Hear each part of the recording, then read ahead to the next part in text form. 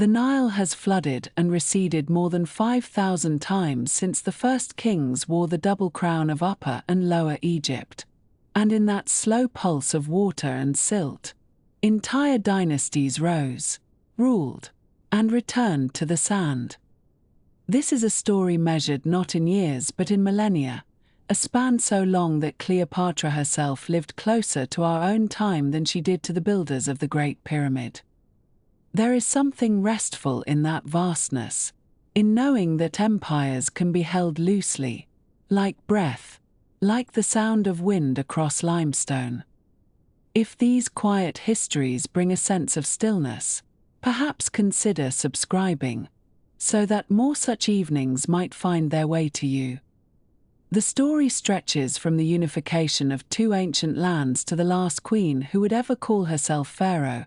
and it begins where the river meets the desert. And so we come now to the very beginning, to that distant moment when the many scattered communities along the great river first became one, when the two lands of Upper and Lower Egypt were drawn together under a single ruler, and when the long, unfolding story of pharaonic civilization truly began.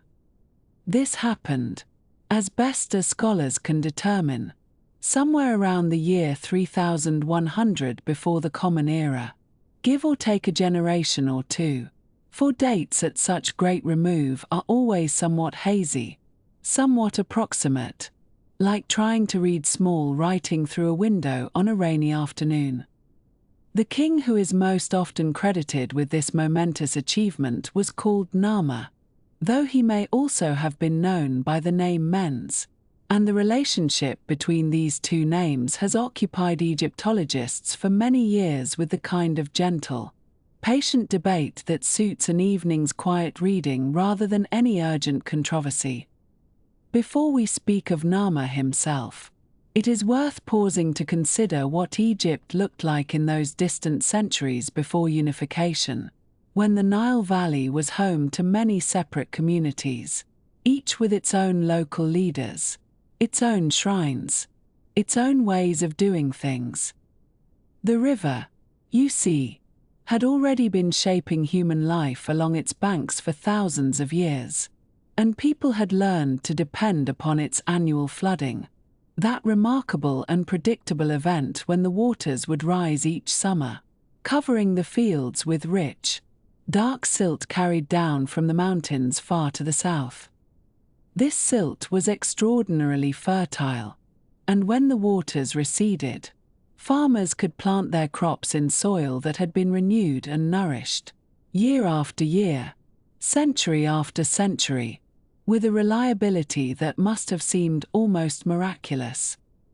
It was this predictability, this steady rhythm of flood and recession, that made Egypt different from so many other places in the ancient world, for it meant that with proper organization, with careful management of irrigation channels and planting schedules, a central authority could coordinate the activities of many communities and ensure that everyone had enough to eat. In the centuries before Narmer,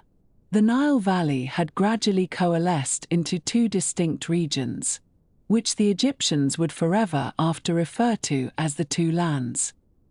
Upper Egypt, despite its name suggesting height, actually lay to the south, for the Egyptians oriented themselves by the flow of the river, and since the Nile flows northward toward the sea, upriver meant southward. Upper Egypt was a long, narrow strip of green along the river, hemmed in on either side by desert cliffs, and its people developed their own traditions, their own style of pottery, their own religious practices. The symbol of Upper Egypt became the white crown, a tall, conical headdress that resembled a bowling pin, if you will forgive such an anachronistic comparison. Lower Egypt, to the north, was quite different in character, for there the Nile spreads out into the broad, flat triangle of the delta, where the river divides into many channels before reaching the Mediterranean Sea. The delta was marshy, green, filled with waterbirds and papyrus reeds, and its people had their own distinct culture. Their own red crown shaped somewhat like a chair with a tall back and a curious spiral projection at the front. For many generations, perhaps many centuries, these two regions existed side by side, sometimes in conflict, sometimes in peaceful exchange, and gradually the communities within each region drew closer together under increasingly powerful local rulers. There are hints in the archaeological record of kings who ruled before Narmer, shadowy figures whose names we barely know, and among these predecessor rulers the most intriguing is the one scholars have called the Scorpion King. We know of him primarily from a ceremonial mace head found at Hierakonpolis, a site in Upper Egypt that was clearly of great importance in these early times. The mace head shows a king wearing the white crown of Upper Egypt, identified by a scorpion symbol near his face, and he appears to be performing some kind of ritual, perhaps related to irrigation or the opening of canals. Some scholars have suggested that the Scorpion King began the process of bringing the two lands together,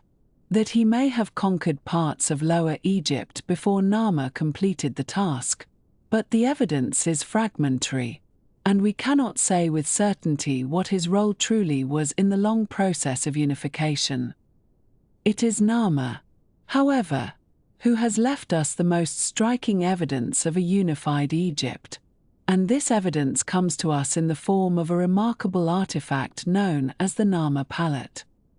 This object was discovered in the year 1898 by a British archaeologist named James Keebell, who was excavating at the site of Hierakonpolis, that same important center in Upper Egypt where the Scorpion King's mace head had been found. Keebell was working in an area near the Temple of Horus, the falcon god who would remain associated with Egyptian kingship throughout the long millennia of pharaonic rule, and there, in what appears to have been a deposit of sacred objects, he found this extraordinary carved slab of greenish-grey siltstone, about 64 centimeters tall, shaped rather like a shield and covered on both sides with detailed relief carvings. The palette had a small circular depression on one side, and objects of this general type were used in earlier times for grinding cosmetics, particularly the green eye paint that Egyptians favored, but the Narmer palette was clearly never intended for such mundane purposes. It was a ceremonial object, perhaps made to commemorate a great victory, perhaps dedicated to the gods in thanksgiving for the king's success. The imagery on the Narmer palette has been studied and debated for well over a century now, and it remains one of the most important documents we have for understanding the unification of Egypt. On one side, Narmer appears wearing the tall white crown of Upper Egypt, and he is shown in a pose that would become standard in Egyptian art for the next 3,000 years, the pose of the triumphant king smiting a kneeling enemy. The king holds his enemy by the hair with one hand and raises a mace in the other, ready to deliver a fatal blow. This image of royal violence, of the pharaoh as the destroyer of Egypt's enemies, would be repeated on temple walls and monuments throughout all of Egyptian history, and here on the Narmer palette we see it for the very first time. Near the enemy's head are symbols that some scholars have interpreted as indicating that he comes from the Delta region, from Lower Egypt, suggesting that this scene commemorates Narmer's conquest of the north. Above and to the right, the falcon god Horus perches upon a cluster of papyrus plants, holding a rope attached to a human head that emerges from the papyrus, and this too seems to represent the submission of Lower Egypt, for papyrus was a symbol of the Delta lands. On the other side of the palette, Narmer appears wearing the red crown of Lower Egypt, that distinctive chair-shaped headdress we spoke of earlier, and this is tremendously significant, for it shows him claiming kingship over both lands, presenting himself as ruler of the entire Nile Valley from the first cataract to the sea. In this scene he is shown in a procession, reviewing the bodies of decapitated enemies, their heads placed neatly between their legs, while attendants carry standards representing the various nomes, or districts, that supported his rule. The central circular depression is formed by the intertwined necks of two fantastic beasts, creatures that look somewhat like lions with impossibly long, serpentine necks, and these creatures are held on leashes by attendants, as if to show that even the wild forces of chaos have been brought under the king's control. At the bottom of this side, Narmer appears again in the form of a bull, breaking down the walls of a fortified town and trampling an enemy beneath his hooves, another powerful image of royal conquest that would echo through the centuries. The mace that Narmer wields on the palette was not merely a symbol, for in these early times the mace was a genuine weapon of war, heavy and brutal, capable of crushing a skull with a single blow. Archaeological evidence suggests that mace wounds were not uncommon in predynastic Egypt, and the mace remained a symbol of royal power long after it had ceased to be a practical weapon on the battlefield. Other kings of this early period also commemorated themselves with ceremonial mace heads, carved with scenes of victory and ritual, and these objects were apparently deposited in temples as offerings to the gods, tangible records of royal achievements that could be preserved for eternity.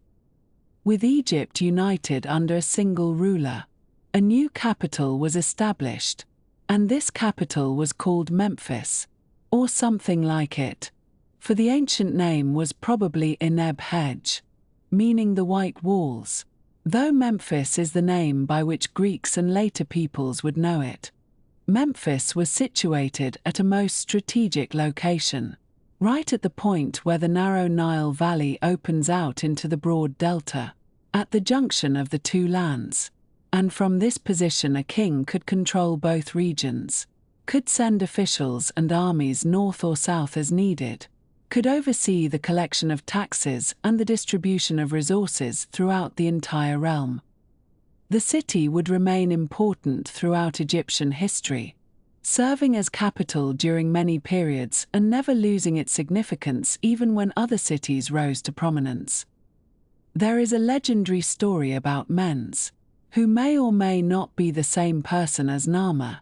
that comes to us from much later sources, from Greek and Roman writers who collected the traditions of the Egyptian priests. According to this tradition, Menz founded the city of Memphis by diverting the course of the Nile through great engineering works, creating dry land where the waters had previously flowed. This story may reflect some genuine memory of early irrigation and land reclamation projects, or it may simply be a way of expressing the idea that the first kings had power over the river itself, that they could command the waters to do their bidding. The same tradition tells us that Menz reigned for 62 years, a remarkably long time, and that he met his end in a most unfortunate manner, being killed by a hippopotamus. This detail has a certain ring of authenticity about it, for the hippopotamus was indeed one of the most dangerous animals in ancient Egypt, far more deadly than crocodiles to those who ventured near the river, and kings were known to hunt these massive creatures as a demonstration of their courage and power. Whether the story is true or merely a legend attached to a distant and half-remembered figure, we cannot say with certainty. The early kings of unified Egypt were buried at a site called Abydos, in Upper Egypt, where their tombs took a form that scholars call mastabas, a word borrowed from Arabic meaning bench, because these structures resembled the low, flat-topped benches found outside Egyptian houses.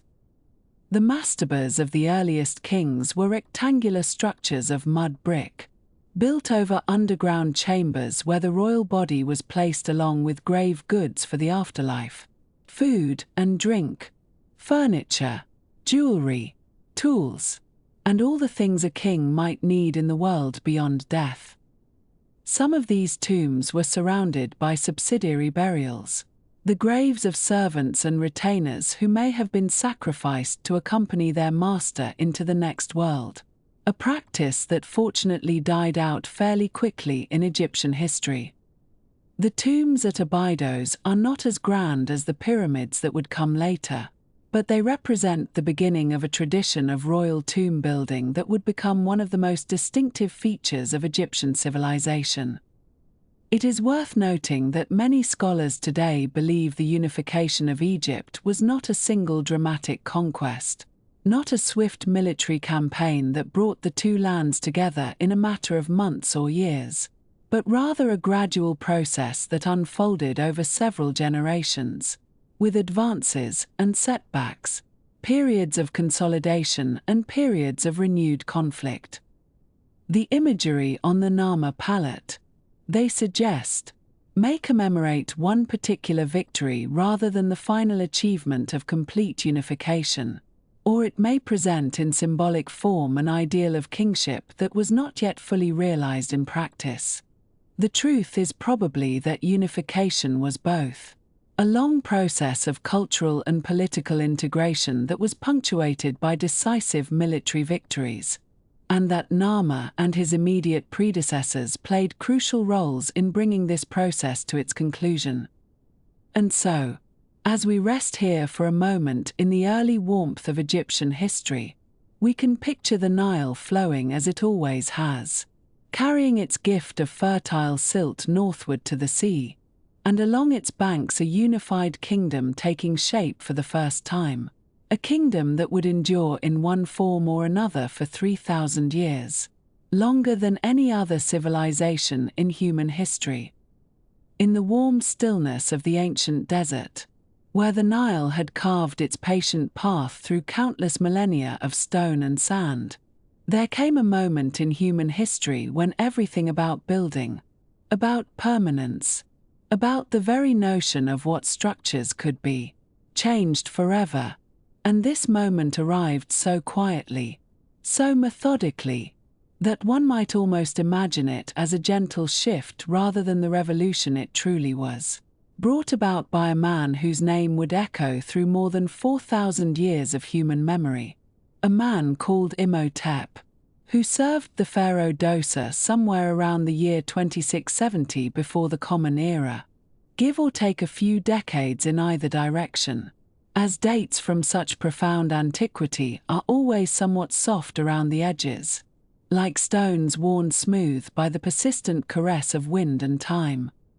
Before Imhotep turned his remarkable mind to the problem of royal burial, the kings of Egypt were interred in structures called mastabas, and these were low, rectangular buildings made of mud brick, with flat tops and sloping sides, rather like enormous benches rising from the desert floor, and indeed the word mastaba itself comes from an Arabic term for bench, which later visitors to Egypt used to describe these ancient monuments that dotted the landscape like so many forgotten tables set for guests who would never arrive. These mastabas served their purpose well enough, providing a visible marker above the burial chamber that lay beneath, and they had been used for generations of nobles and kings, growing gradually larger and more elaborate as the centuries passed, but they remained, in essence, buildings made of dried mud, susceptible to the erosions of time, to the crumbling decay that all earthly things must eventually face, and perhaps Imhotep, gazing upon these structures, began to wonder whether something more permanent might be achieved.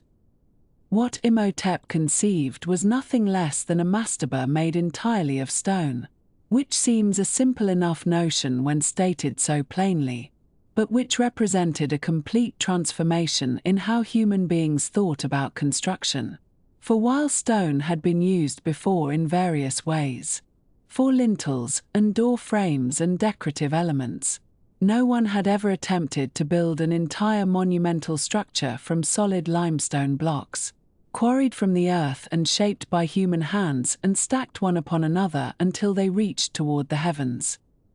And then, As if this were not ambitious enough, Imhotep decided to place another mastaba on top of the first, and then another on top of that, and so on, until 6 mastabas of decreasing size sat stacked upon one another like an enormous staircase rising from the desert plateau at a place called Saqqara, just south of modern Cairo, creating what we now call the Step Pyramid of Djoser. When it was completed, this remarkable structure stood approximately 204 feet tall, which is roughly equivalent to a modern building of 18 or 20 stories, and it dominated the landscape in a way that nothing built by human hands had ever dominated anything before. The local villagers, the farmers working their fields along the Nile, the fishermen casting their nets into the river's brown waters, would have looked westward toward the desert escarpment and seen this gleaming white monument rising against the pale blue sky, and they would have understood, without anyone needing to explain it to them, that their king was something more than an ordinary man, that he possessed the power to reshape the very earth itself into a monument that would stand forever. The Step Pyramid was not merely a tomb, though it certainly served that function. It was a statement about power and permanence and the eternal nature of kingship, rendered in millions of limestone blocks that would outlast every person who gazed upon them by thousands of years.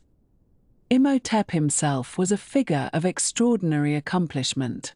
the kind of person who appears only rarely in any civilization's history, possessing gifts in multiple fields that each alone would have been sufficient to secure his fame. He served as Djoser's vizier, which was the highest administrative position in the kingdom, responsible for overseeing the collection of taxes and the administration of justice and the management of the royal household, and this position alone would have made him one of the most powerful men in Egypt. But Imhotep was also a physician of great renown, whose medical writings would be studied and copied for centuries after his death, and he was a priest and a scholar and, as we have seen, an architect of unprecedented vision. In later centuries, the ancient Egyptians came to revere Imhotep as something close to a god, and when the Greeks arrived in Egypt many centuries later, they identified him with their own god of healing, Asclepius, which gives you some sense of how highly his medical achievements were regarded even by those who knew him only through distant reputation and fragmentary texts.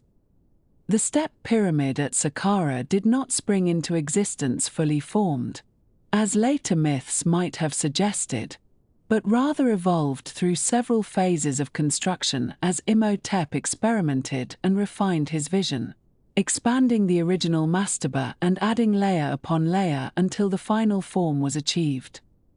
Around this central monument,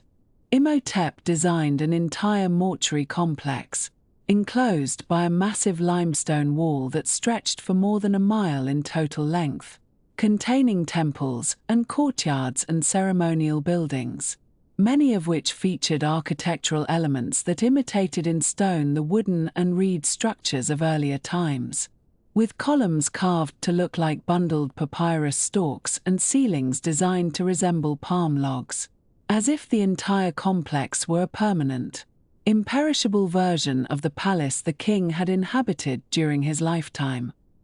The success of Djoser's Step Pyramid inspired subsequent pharaohs to attempt their own monumental tombs, and over the following decades and centuries, Egyptian architects continued to experiment with pyramid design, seeking the perfect form that would best express the eternal majesty of kingship.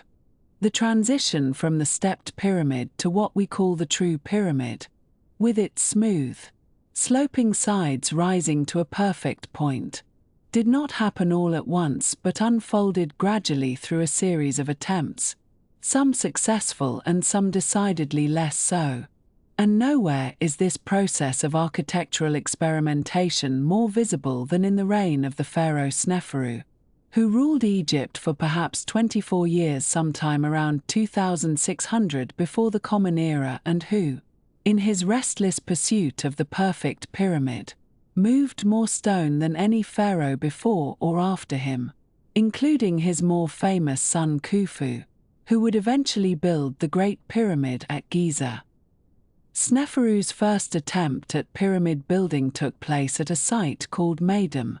about 50 miles south of modern Cairo, where his workers constructed a stepped pyramid similar to Dossa's creation, which was then filled in with additional stone and encased in smooth limestone to create the appearance of a true pyramid with unbroken sloping sides.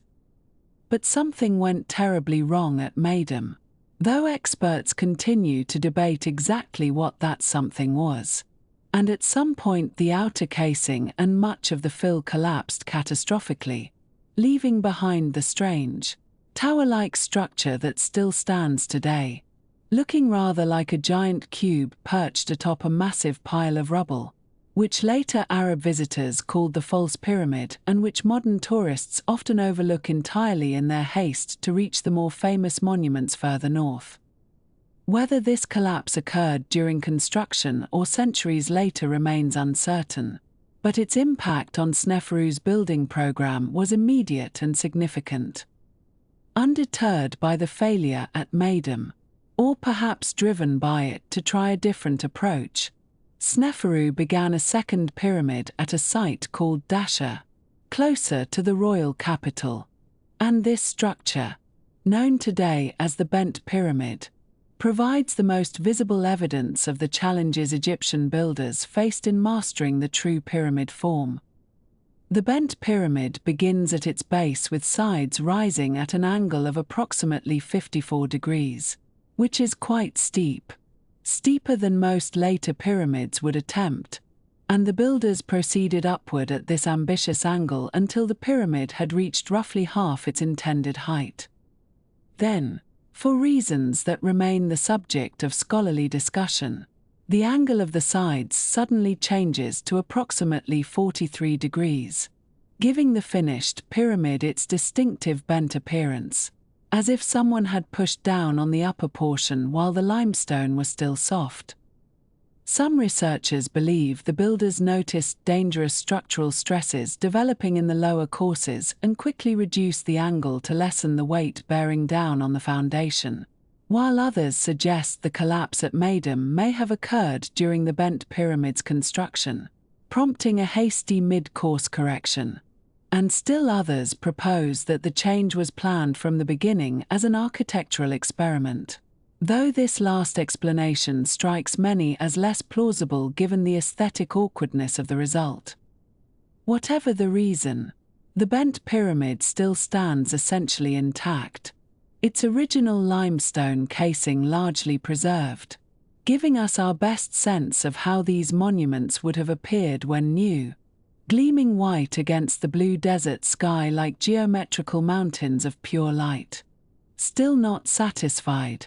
the indefatigable Sneferu began a third pyramid at Dasha, just a short distance north of the Bent Pyramid, and this time his architects got everything right, constructing a true pyramid with smooth sides rising at a consistent angle of approximately 43 degrees from base to apex, the same conservative angle used in the upper portion of the Bent Pyramid. This structure, known today as the Red Pyramid because of the reddish hue of its exposed limestone core, was likely the first successful true pyramid ever built, and it remains the third largest pyramid in Egypt, standing originally about 340 feet tall and containing roughly 4 million tons of stone. Sneferu's three pyramids together contain more stone than any other pharaoh's monuments, a fact that often surprises visitors who assume the Great Pyramid at Giza must represent the pinnacle of Egyptian building effort. And his reign stands as one of the great periods of architectural experimentation in human history, a time when failure was not final but merely a stepping stone toward eventual success.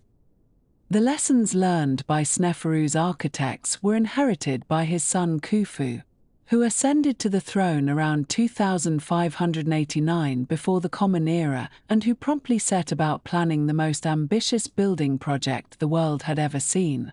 A true pyramid at the Giza Plateau that would surpass everything that had come before. The Great Pyramid of Khufu,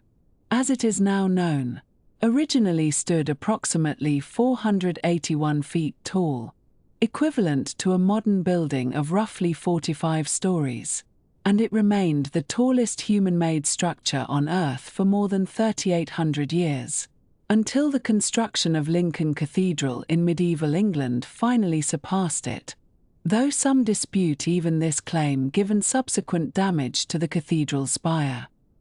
The precision of the Great Pyramid's construction remains astonishing even today, with its base almost perfectly level across an area of more than 13 acres, varying by less than an inch from corner to corner, and its sides aligned almost exactly with the cardinal directions, deviating from true north by only a tiny fraction of a degree. To build this monument, Khufu's workers quarried, transported, and placed approximately 2.3 million blocks of limestone and granite, with an average weight of about 2.5 tons each, though some of the granite blocks used in the internal chambers weigh as much as 80 tons. And how these massive stones were lifted into place remains one of the most discussed questions in all of archaeology. The traditional image of pyramid construction, still found in older books and popular media, depicts thousands of slaves laboring under the whip of cruel overseers, dragging enormous stones through the desert while Pharaoh looks on from a shaded pavilion. But this image is almost entirely wrong, a myth born from later Greek accounts and from the biblical story of Israelite slavery in Egypt, which occurred, if it occurred at all, more than 1,000 years after the pyramids were built. The reality, as revealed by decades of careful archaeological work, paints a very different picture, and much of what we now know about pyramid workers comes from the excavations conducted by the American Egyptologist Mark Lehner and his colleague Zahi Hawass at Giza beginning in the 1980s. Lehner and his team discovered the remains of a substantial workers' village near the pyramids, containing bakeries and breweries and fish processing facilities and dormitories, along with the graves of workers who died during the construction project. And the evidence from this site demonstrates conclusively that the pyramid builders were not slaves but paid laborers, organized into crews with names like Friends of Khufu and Drunkards of Menkaure, which they inscribed on the stones they placed as a kind of graffiti marking their contribution to the great work. These workers received bread and beer as part of their wages, along with meat from cattle and sheep and goats raised specifically to feed the construction crews. And the quantity of food required to support this workforce gives us some sense of the organizational achievement the pyramids represent. The bones found in the workers' cemetery show evidence of healed fractures and successful medical treatment, suggesting that injured workers received care rather than being discarded, and many workers were buried in small tombs near the pyramids they helped build, an honor that would never have been extended to mere slaves. The pyramid builders appear to have been organized in rotating crews, perhaps serving for a few months each year as a form of labor tax, with permanent skilled workers supplemented by seasonal workers who arrived during the annual Nile flood, when agricultural work was impossible and the river provided a convenient highway for transporting stone from distant quarries. As you rest now, letting the weight of the day settle into the cushions beneath you, you might imagine these ancient workers returning to their villages after their term of service, carrying stories of the great monument rising on the Giza Plateau, speaking of the engineering marvels they had witnessed and the camaraderie they had shared with workers from distant provinces, taking pride in their contribution to something permanent and magnificent, something that would stand for thousands of years as a testament to human skill and determination. And that still stands today, patient and enduring, while the soft wind whispers across the desert sands as it has whispered across them since the very beginning of time. In the long and winding story of ancient Egypt, spanning some 3,000 years of pharaohs and pyramids and temples rising from the desert sands, there are certain moments when the usual rhythm of continuity seems to pause, to hold its breath, as something genuinely unexpected unfolds along the banks of the Nile. One such moment arrived around the year 1353 before the Common Era, during the reign of a young king who would come to challenge nearly everything his ancestors had held sacred, and whose brief experiment in religious transformation would leave scholars debating its meaning for centuries to come. This was the age of the pharaoh we know as Akhenaten, sometimes called the Heretic king, and his story is one of radical change, artistic innovation, and ultimately, a return to the old familiar ways that had governed Egyptian life for so very long. The man who would become Akhenaten was born as Amenhotep, the fourth pharaoh to bear that name, and he came into the world as the son of Amenhotep III, one of Egypt's most prosperous and diplomatically successful rulers. The Egypt he inherited was wealthy beyond measure, its granaries full, its trade routes secure, its temples gleaming with gold and precious stones accumulated over generations of careful stewardship. The god Amun-Ra, whose vast temple complex at Karnak dominated the religious landscape of Thebes, reigned supreme in the Egyptian pantheon, and his priests wielded considerable political and economic power, owning vast tracts of land and commanding the loyalty of thousands of workers and craftsmen. Into this world of established tradition and priestly authority came the young Amenhotep IV, and whether through genuine spiritual conviction or calculated political strategy, or perhaps some combination of the two, he soon set about dismantling much of what his forebears had built. The transformation began gradually, as such things often do, with the young pharaoh showing an unusual degree of devotion to a relatively minor solar deity known as the Aten, represented not as a human or animal figure but simply as the disk of the sun itself, its rays extending downward like gentle arms reaching toward the earth. Within the first few years of his reign, the king began constructing temples to the Aten at Karnak itself, placing this new form of worship directly alongside, and in symbolic competition with, the ancient cult of Amun-Ra. The architectural style of these early Aten temples was already notably different from traditional Egyptian religious buildings, featuring open courtyards that allowed the sun's light to flood the sacred spaces, rather than the dark, enclosed inner sanctums that characterized older temples where the god's statue resided in mysterious shadow. By roughly the 5th year of his reign, the transformation accelerated dramatically, and the king formally changed his name from Amenhotep, meaning Amun is satisfied, to Akhenaten, which may be translated as effective for the Aten or one who is beneficial to the Aten. This was no mere administrative adjustment but a profound theological statement, a public declaration that the old god Amun and his priestly establishment no longer held the pharaoh's allegiance. More remarkably still, Akhenaten announced that he would abandon Thebes entirely, leaving behind the great religious capital that had served as the spiritual heart of Egypt for generations, to establish an entirely new city dedicated solely to his chosen deity. The site he selected lay roughly halfway between Thebes and the old administrative center of Memphis, in a barren stretch of desert on the eastern bank of the Nile where the cliffs curved back to create a natural amphitheater of stone and sand. Here, in a place that had never been settled or consecrated to any other god, Akhenaten ordered the construction of his new capital, which he named Akhenaten, meaning the horizon of the Aten, and which we know today by its modern Arabic name, Amarna. The scale and speed of this construction project were truly remarkable.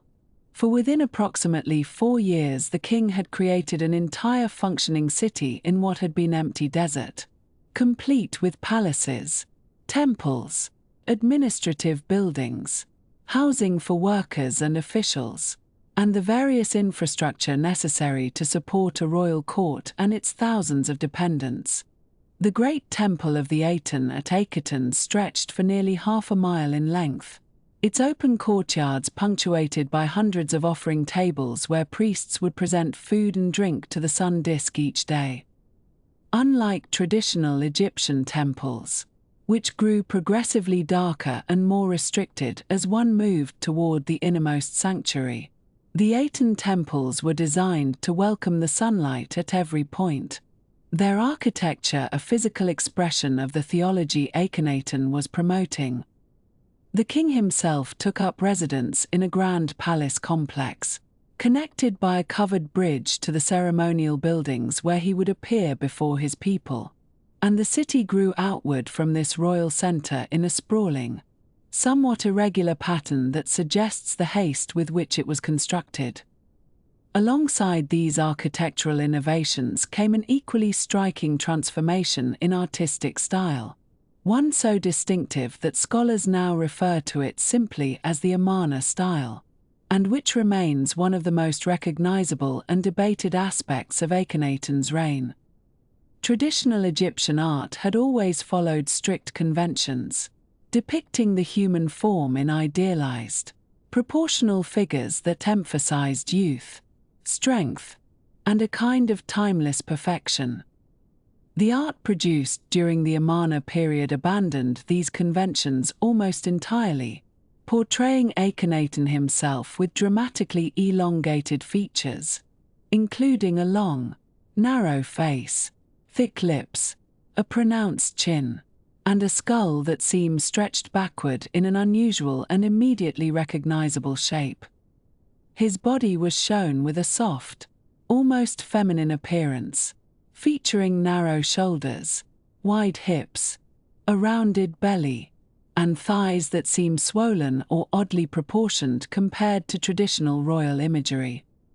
These distinctive physical characteristics have generated considerable scholarly discussion over the decades, with various theories proposed to explain why Akhenaten chose to be depicted in such an unusual manner.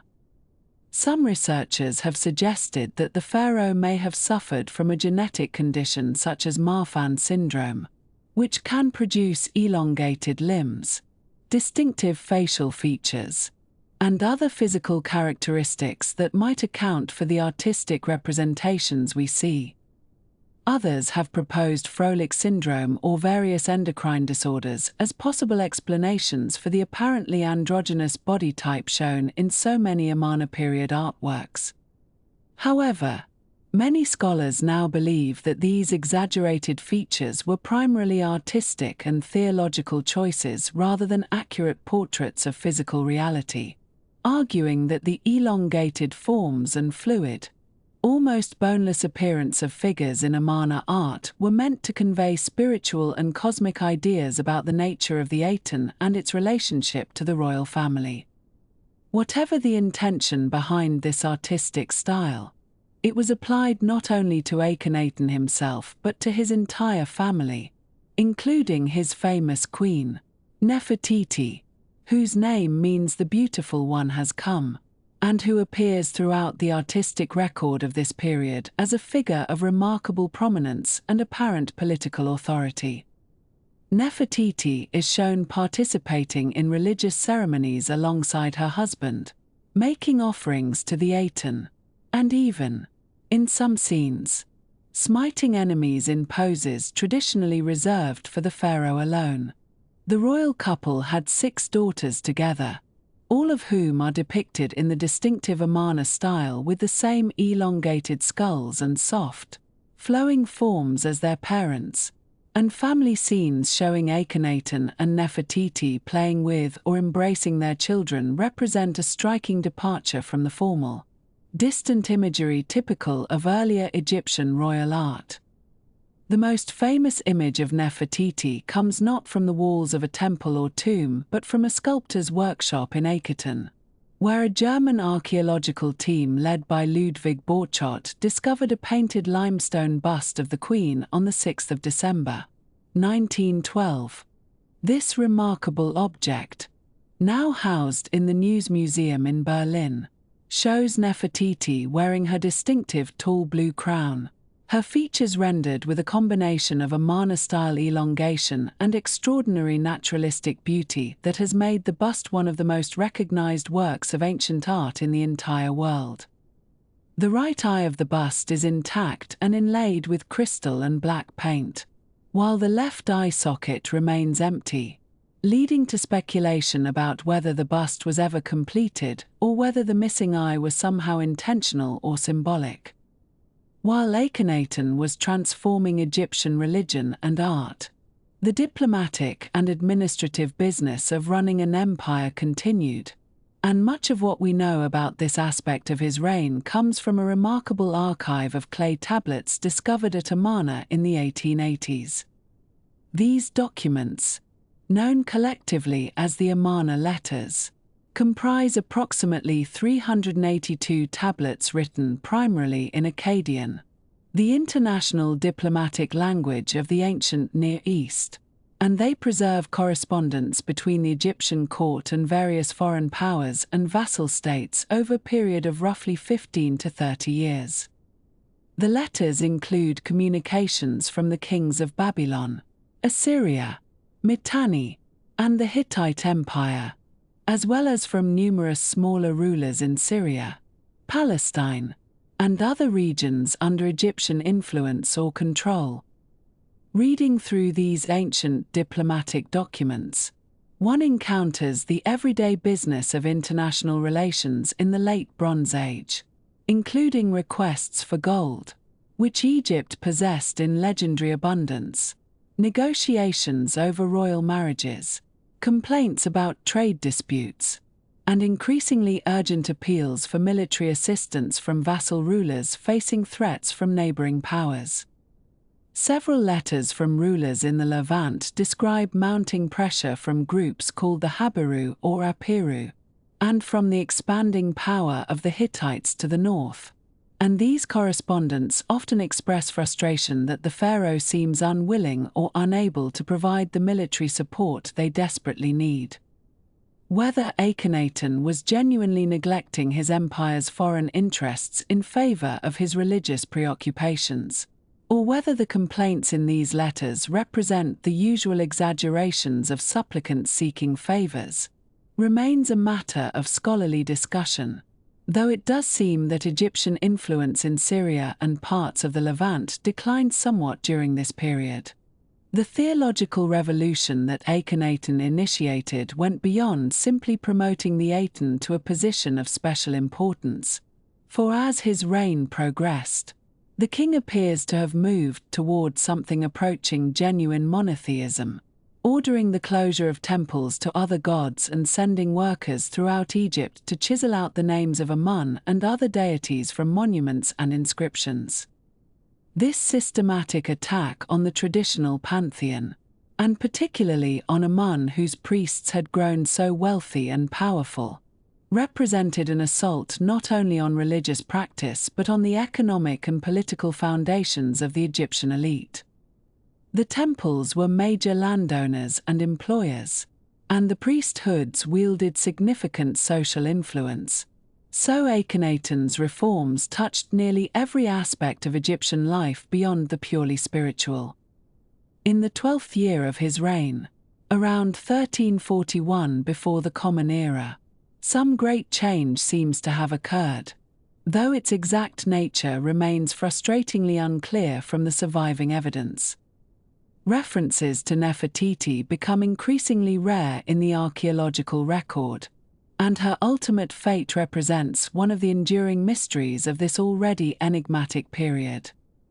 Some scholars have proposed that she died, perhaps in a plague that seems to have swept through the royal family around this time, claiming several of the royal daughters as well. Others have suggested that she fell from political favor, though given her prominence throughout the earlier part of the reign, this seems difficult to explain. A third and particularly intriguing possibility is that Nefertiti did not disappear at all but rather assumed a new identity, perhaps ruling alongside or after Akhenaten under the name Neferneferuaten, a name which appears in royal cartouches from the very end of the Amarna period and which some scholars believe may represent Nefertiti herself serving as co-regent or even sole pharaoh. Akhenaten himself died around the year 1336 before the Common Era, after a reign of approximately 17 years, and the circumstances of his death, like so much about this period, remain obscure.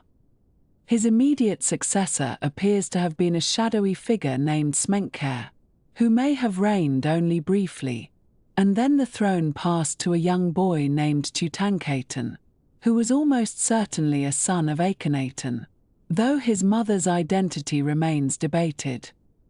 Within a few years of taking the throne, this young king changed his name from Tutankhaten to Tutankhamun, signaling a return to the worship of Amun, and he presided over, or more likely his advisors presided over on his behalf, a comprehensive restoration of traditional Egyptian religion and the gradual abandonment of everything his predecessor had built.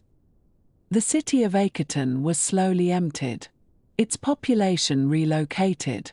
its buildings quarried for stone to use in construction projects elsewhere, and the desert began its patient work of reclaiming what had so briefly been the center of the Egyptian world. The name of Akhenaten was chiseled from monuments, his image destroyed wherever it could be found, and official king lists compiled in later periods simply omitted his reign entirely, as if those 17 years of religious revolution had never occurred at all. The Egyptians, it seems, wished very much to forget the heretic king and his brief experiment with a single god, preferring to return to the comfortable multiplicity of their traditional pantheon and the age-old rhythms of temple ritual that had sustained their civilization for so many centuries before. And yet, despite this deliberate erasure, the memory of Akhenaten could not be entirely suppressed, and the sands of Amarna preserved enough of his abandoned city to allow modern archaeologists to reconstruct much of what was lost. The broken statues and defaced inscriptions tell their own story of upheaval and reaction, of a king who dreamed of transforming his world and of a civilization that ultimately chose the familiar paths of tradition over the radical vision of one remarkable, and perhaps impossible, reign. The Aten temples fell into ruin, the great palace stood empty beneath the Egyptian sun, and the old gods returned to their accustomed places in the hearts and rituals of the Egyptian people, as the Nile continued its eternal flow and the slow centuries continued to pass. The Golden Boy, Tutankhamun's life, death, and discovery, in the long sweep of Egyptian history, spanning more than 3,000 years of pharaohs and dynasties, there lived a young king whose name would have faded into near obscurity were it not for the remarkable accident of his tomb remaining hidden, sealed away beneath the sands of the Valley of the Kings, waiting through millennia until a patient English archaeologist finally found it in the early 20th century. This young king was Tutankhamun, and though his reign was brief and his accomplishments modest by the standards of the great pharaohs who came before and after him, his name has become the most famous of all Egyptian rulers, recognized across the world by people who could name no other pharaoh, simply because his burial place survived intact when so many others were plundered and emptied in antiquity. His story is one of youth cut short, of a turbulent religious period in Egyptian history, and of a discovery that captured the imagination of the modern world in ways that continue to resonate more than a century later. Tutankhamun came to the throne as a child of approximately 9 years of age, inheriting a kingdom that had been through a period of religious upheaval under his father, the pharaoh Akhenaten, who had attempted to transform Egyptian religion by elevating the worship of the sun disk, the Aten, above all other gods. This religious revolution had caused considerable disruption throughout Egypt, and the young Tutankhamun, whose original name was Tutankhaten, meaning the living image of the Aten, found himself in the position of having to restore the old ways and return Egypt to its traditional religious practices. He changed his name to Tutankhamun, meaning the living image of Amun, signaling the restoration of the old gods and the abandonment of his father's religious experiment. Given his youth, these decisions were almost certainly made for him by the powerful officials who surrounded him, including the Vizier and the General Horem, both of whom would eventually become pharaohs themselves after Tutankhamun's death. The young king ruled for approximately 10 years, from around 1332 to 1323 BCE, though these dates, like so many in ancient Egyptian chronology, remain subject to scholarly debate and revision as new evidence comes to light. During this decade, Egypt gradually returned to its traditional ways, and the temples of the old gods were restored and reopened for worship.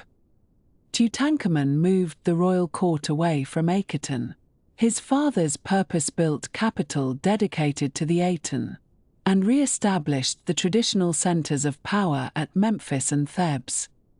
He was married to Akhenaten, who was almost certainly his half-sister, a practice that was common among Egyptian royalty as a way of keeping power within the family and maintaining the divine bloodline of the pharaohs. This custom of royal intermarriage between close relatives would,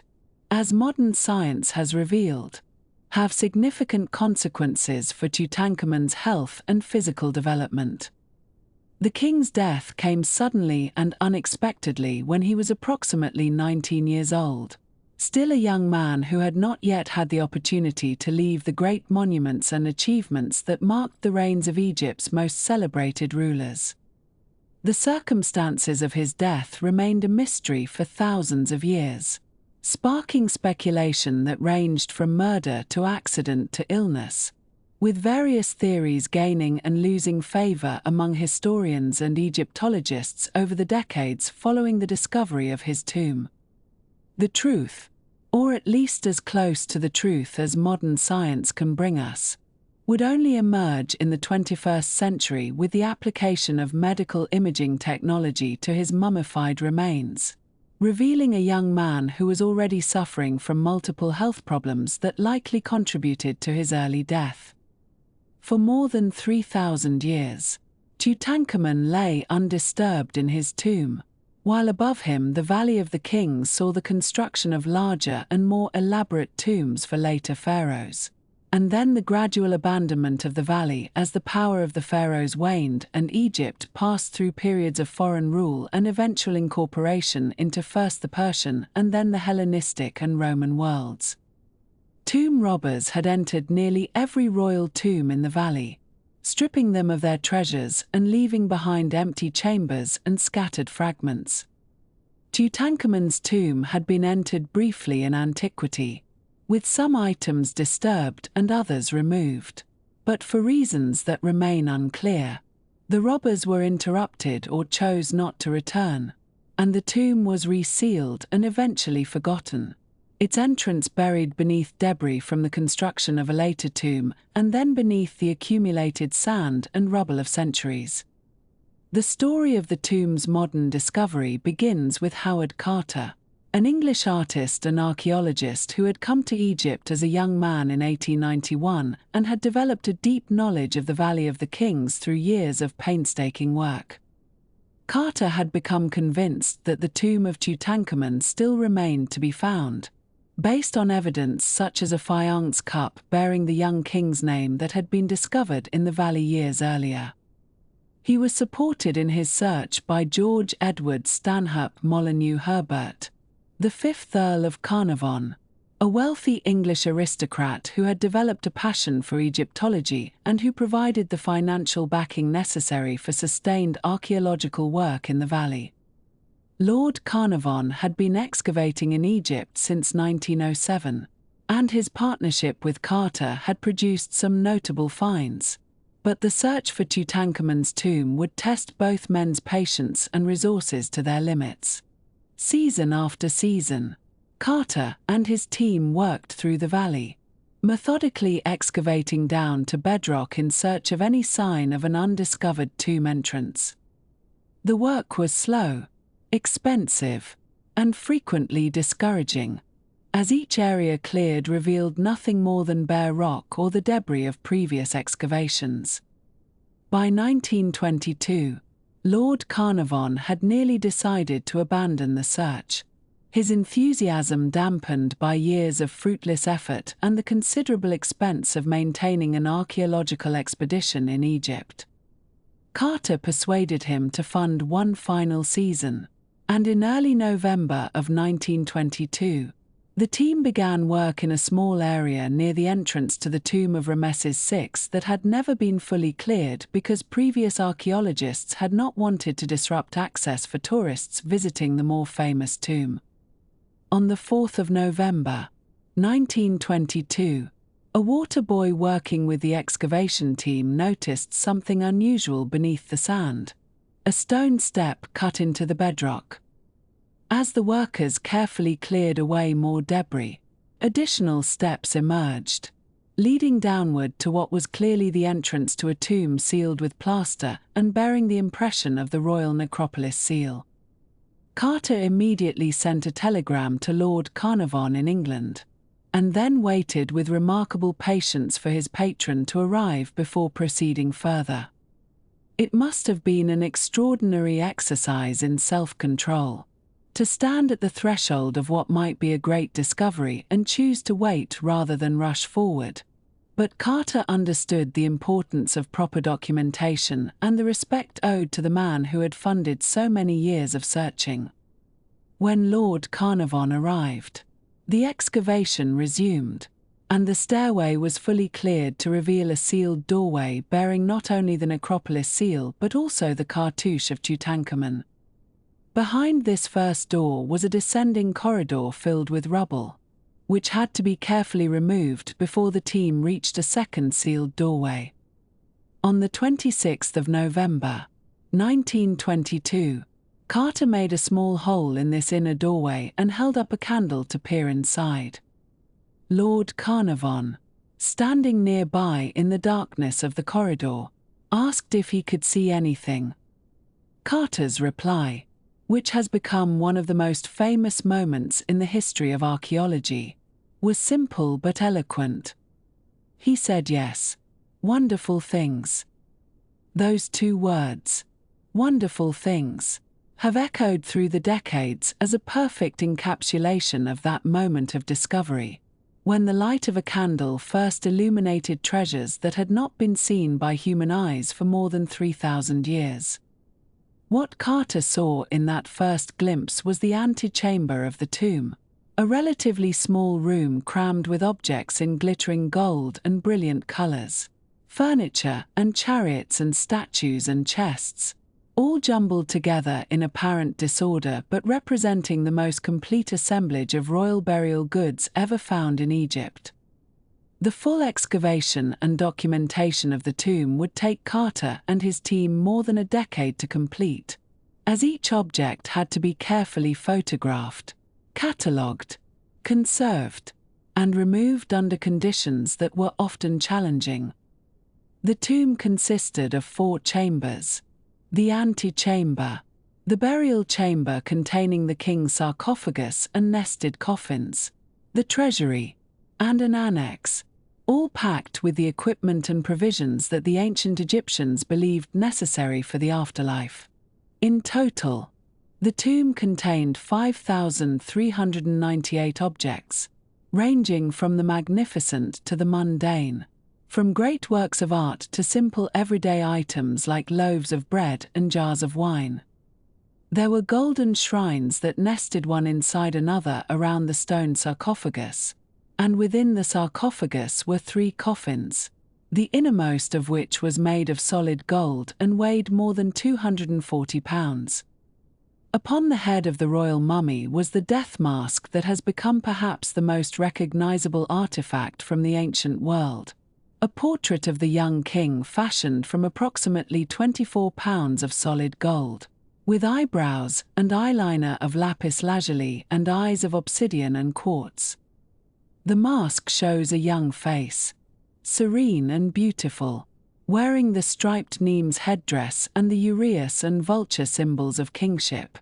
a face that has become synonymous with ancient Egypt itself. Among the objects in the tomb were 2 small coffins found in the treasury, each containing the mummified remains of a stillborn infant.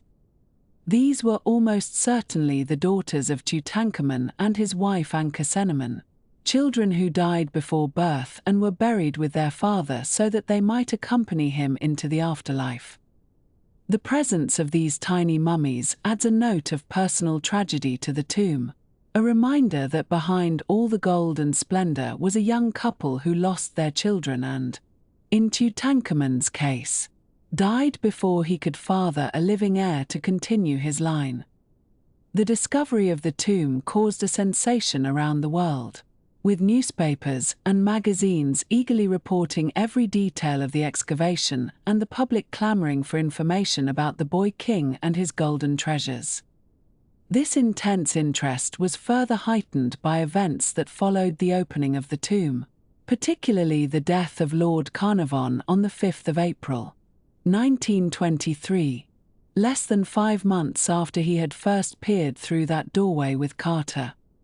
Lord Carnarvon had been bitten by a mosquito while in Egypt, and the bite had become infected after he accidentally cut it while shaving. The infection spread, developing into blood poisoning and then pneumonia, and he died in Cairo at the age of 56. The newspapers, always eager for a dramatic story, quickly connected Lord Carnarvon's death to the opening of the tomb, spinning tales of an ancient curse that punished those who disturbed the rest of the pharaohs. Stories circulated of inscriptions warning of death to those who entered the tomb, though no such inscriptions actually existed. Additional deaths among people connected to the excavation, some real and some exaggerated or invented, were added to the legend of the curse, creating a mythology that persists to this day despite being entirely without foundation. Howard Carter himself, who had the most extensive contact with the tomb and its contents of anyone, lived until the 19th of March, 1939, dying peacefully in London at the age of 64 from lymphoma, having survived the so-called curse by more than 16 years. The curse of Tutankhamun's tomb is a fascinating example of how the public imagination can transform coincidence into supernatural narrative, but it has no basis in historical or archaeological reality. In 2005, Tutankhamun's mummy was subjected to a comprehensive examination using computed tomography scanning, which allowed researchers to create detailed 3-dimensional images of the king's skeletal structure without unwrapping or otherwise disturbing the mummy. The results of this examination, along with subsequent DNA analysis, revealed a great deal about the young king's health and the likely circumstances of his death. The scans showed that Tutankhamun had a severely broken left leg, with a fracture of the femur just above the knee that occurred shortly before his death and had not yet begun to heal. This injury would have been serious and potentially life-threatening in the ancient world, particularly if it became infected. The DNA analysis also revealed evidence of malaria parasites in Tutankhamun's remains, indicating that he suffered from malaria tropica, the most severe form of the disease, possibly on multiple occasions during his short life. The combination of a serious leg fracture and a malaria infection would have placed enormous strain on his immune system and could well have been fatal, particularly if the fracture became infected or if the malaria weakened him to the point where he could not recover from the injury. The examination also revealed a number of physical abnormalities consistent with the genetic consequences of inbreeding, including a clubfoot, a cleft palate, and a curved spine. DNA analysis confirmed what many historians had suspected, that Tutankhamun's parents were full siblings, brother and sister, and this close genetic relationship resulted in a concentration of harmful recessive genes that affected his physical development and overall health. The picture that emerges from these scientific investigations is of a young man who was never robust, who walked with difficulty and probably needed a cane or staff to get around, and who was susceptible to illness throughout his short life. The tomb contained more than 130 walking sticks, many showing signs of use, which supports the idea that Tutankhamun had mobility problems. His death, then, was probably not the result of murder or any single dramatic event, but rather the cumulative effect of genetic disorders, chronic illness, and an acute injury that his weakened body could not survive. It is worth reflecting, as we conclude this account of Tutankhamun's life and death and the discovery of his tomb, on the strange circumstance of his fame. In his own time, Tutankhamun was a relatively minor figure, a boy king who ruled for only a decade and whose reign was largely directed by others. He left no great monuments, won no famous victories, and was succeeded by pharaohs who tried to erase his memory along with that of his heretic father. Had his tomb been plundered like so many others, his name would be known only to specialists, a footnote in the long history of the 18th dynasty. Instead, because his tomb survived intact, filled with the beautiful objects that were meant to accompany him into eternity, Tutankhamun has become the most famous of all Egyptian kings, his golden face recognized around the world, his name known to millions who have never studied Egyptian history. There is something gently ironic in this,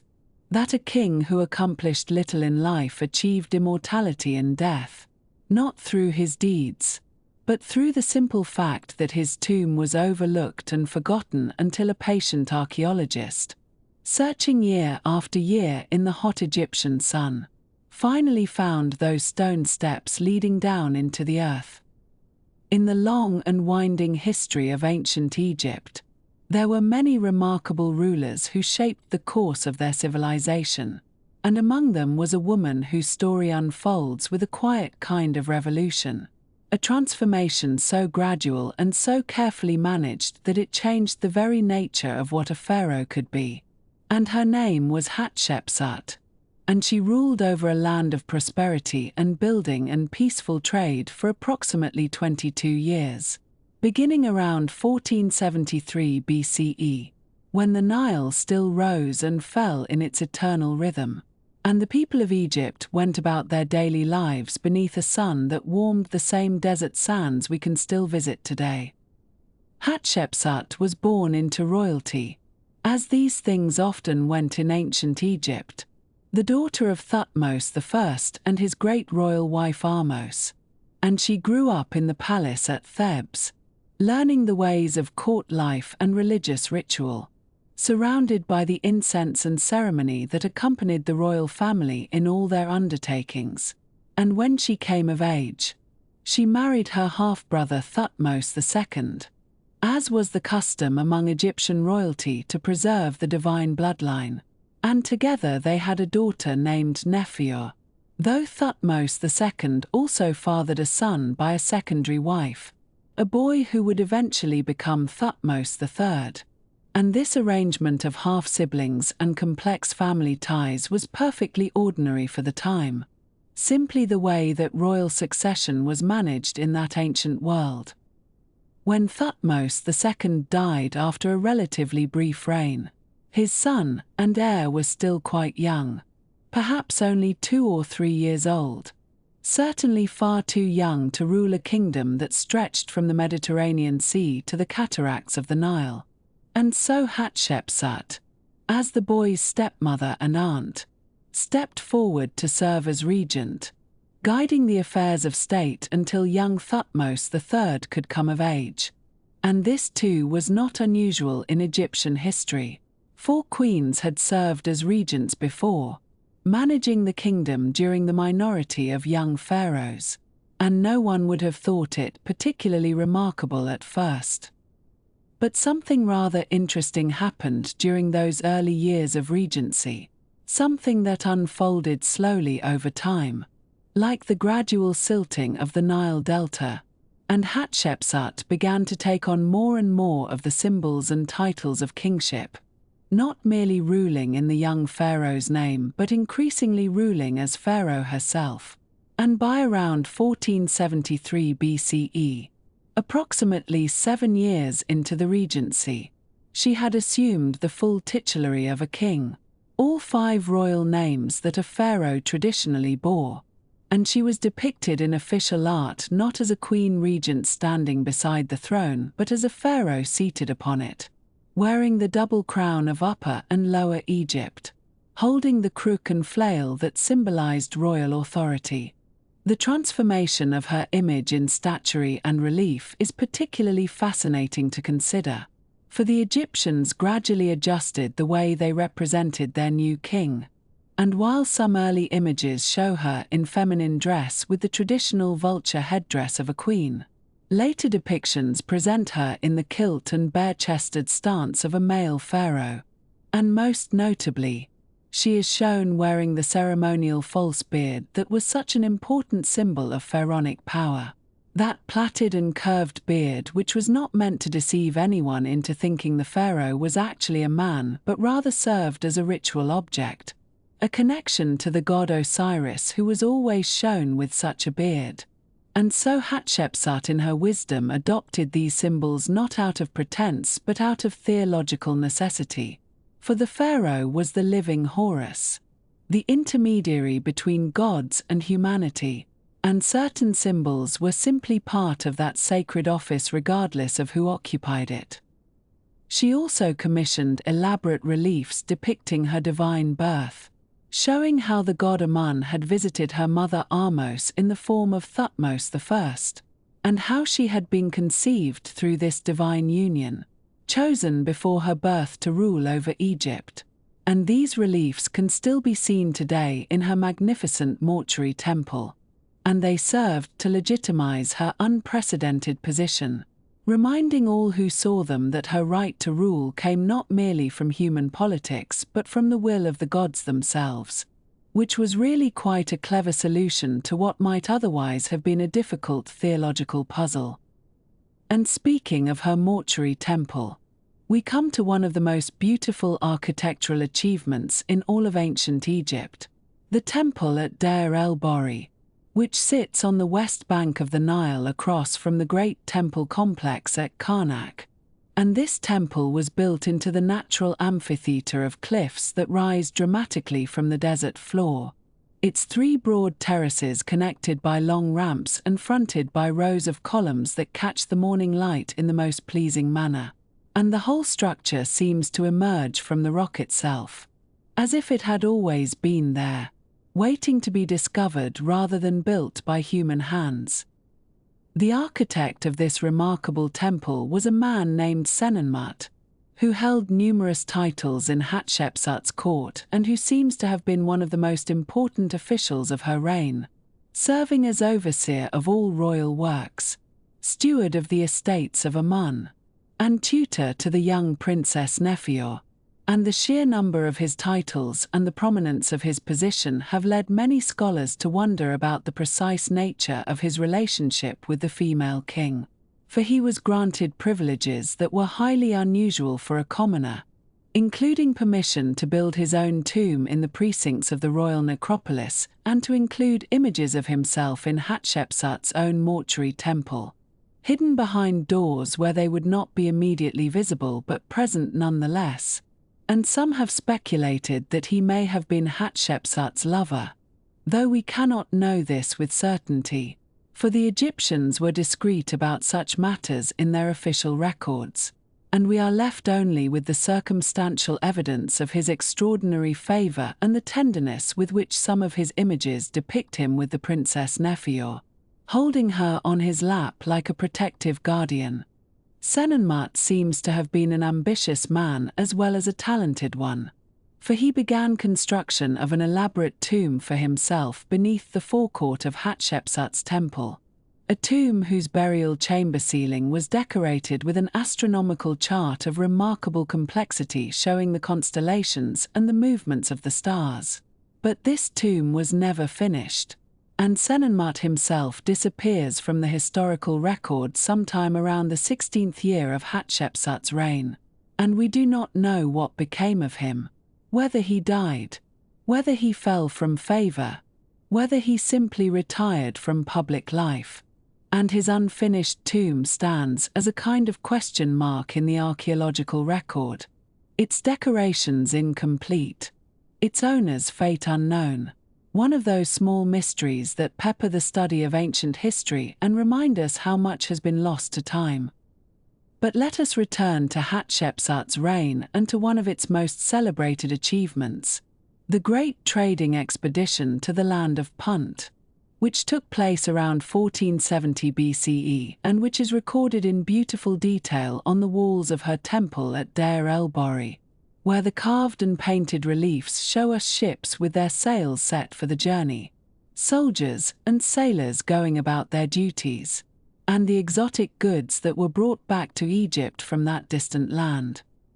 The location of Punt has been debated by scholars for many years, with most now believing it to have been situated somewhere along the coast of the Red Sea, perhaps in the region of modern Eritrea or Somalia, or possibly the eastern coast of Sudan, and the Egyptians considered it a semi-mythical place, the land of the gods, a source of incense and other precious materials that were essential for temple rituals. And though expeditions to Punt had been mounted in earlier periods of Egyptian history, Hatshepsut's expedition seems to have been particularly successful and was certainly well documented. The temple reliefs show the Egyptian envoys being received by the king and queen of Punt, and the queen in particular has attracted much attention over the centuries, for she is depicted as an unusually large woman, leading to all manner of modern speculation about her health, though we should perhaps be careful about reading too much into artistic conventions we do not fully understand.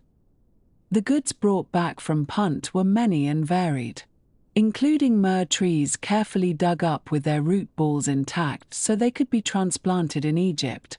and ebony wood, and gold, and ivory, and various animals including baboons, which the Egyptians associated with the god Thoth and considered sacred, and the reliefs show these baboons climbing in the rigging of the ships, which is a rather charming detail if you allow yourself to imagine it, though of course we are meant to be calm and restful here, not overly excited by ancient baboons.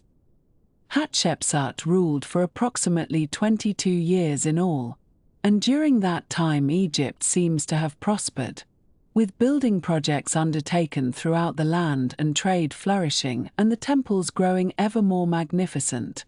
and she was eventually succeeded by Thutmose III, that same stepson and nephew for whom she had originally served as regent, and he went on to become one of the greatest military pharaohs in Egyptian history, leading numerous campaigns into Syria and Palestine and expanding Egyptian influence to its greatest extent. For many years, scholars believed that Thutmose III must have resented his stepmother and co-ruler, perhaps feeling that she had usurped his rightful throne during his youth, and this belief was supported by the fact that after Hatshepsut's death, many of her monuments were defaced, her images chiseled out, her cartouches erased, and it seemed to be an act of vengeance, an attempt to erase her from history itself. But more recent scholarship has complicated this picture considerably, For careful analysis of the defacement has revealed that it did not occur immediately after Hatshepsut's death but rather some 20 years later, toward the end of Thutmose III's own reign. And this timing suggests that the motivation may have been political rather than personal. Perhaps an attempt to clarify the succession for his own son and heir by eliminating any confusion about the legitimate line of pharaohs. Or perhaps related to religious or theological concerns that we do not fully understand. And in any case, the defacement was not complete. For many of Hatshepsut's monuments and inscriptions survived, allowing us to reconstruct her remarkable reign. The mystery of Hatshepsut's mummy was solved relatively recently, in 2007, through a combination of modern forensic techniques and good old-fashioned detective work. For among the many royal mummies recovered from various caches and tombs was one unidentified female body that had been found in a small tomb in the Valley of the Kings, designated KV60. And this mummy had long been considered possibly Hatshepsut, and the identification was finally confirmed through a tooth. Of all things, a single molar that was found in a canopic box bearing Hatshepsut's name. And when this tooth was compared to the mummy from KV60, it matched perfectly, fitting into a gap in the mummy's jaw like the last piece of a very ancient puzzle. The mummy revealed that Hatshepsut had died in her 50s, which was a respectable age for the time, and that she had suffered from various ailments in her later years, including diabetes and bone cancer, and there was evidence of a skin condition as well, but there was no sign of foul play, no indication that her death had been anything other than natural, and so the woman who became king appears to have died peacefully, after a long and successful reign, and been buried with the honors due to a pharaoh. And now the desert wind still blows across the terraces of her temple at Deir el-Bahari, and tourists walk where priests once processed, and the morning sun still strikes those columns just as it did 3,500 years ago, and Hatshepsut's story has survived despite all efforts to erase it, preserved in stone and papyrus and now in the quiet telling of her tale, as the night settles in and the ancient past becomes a gentle companion to sleep. And there is something rather peaceful about that, about the endurance of memory across such vast stretches of time. And we can let that thought rest with us as we breathe slowly and consider the long, quiet continuity of human history, pharaoh after pharaoh, reign after reign, the Nile rising and falling, the desert remaining, and somewhere in all of it, a woman who decided she would be king, and so she was. For 22 years of prosperity and building and peaceful trade with distant lands.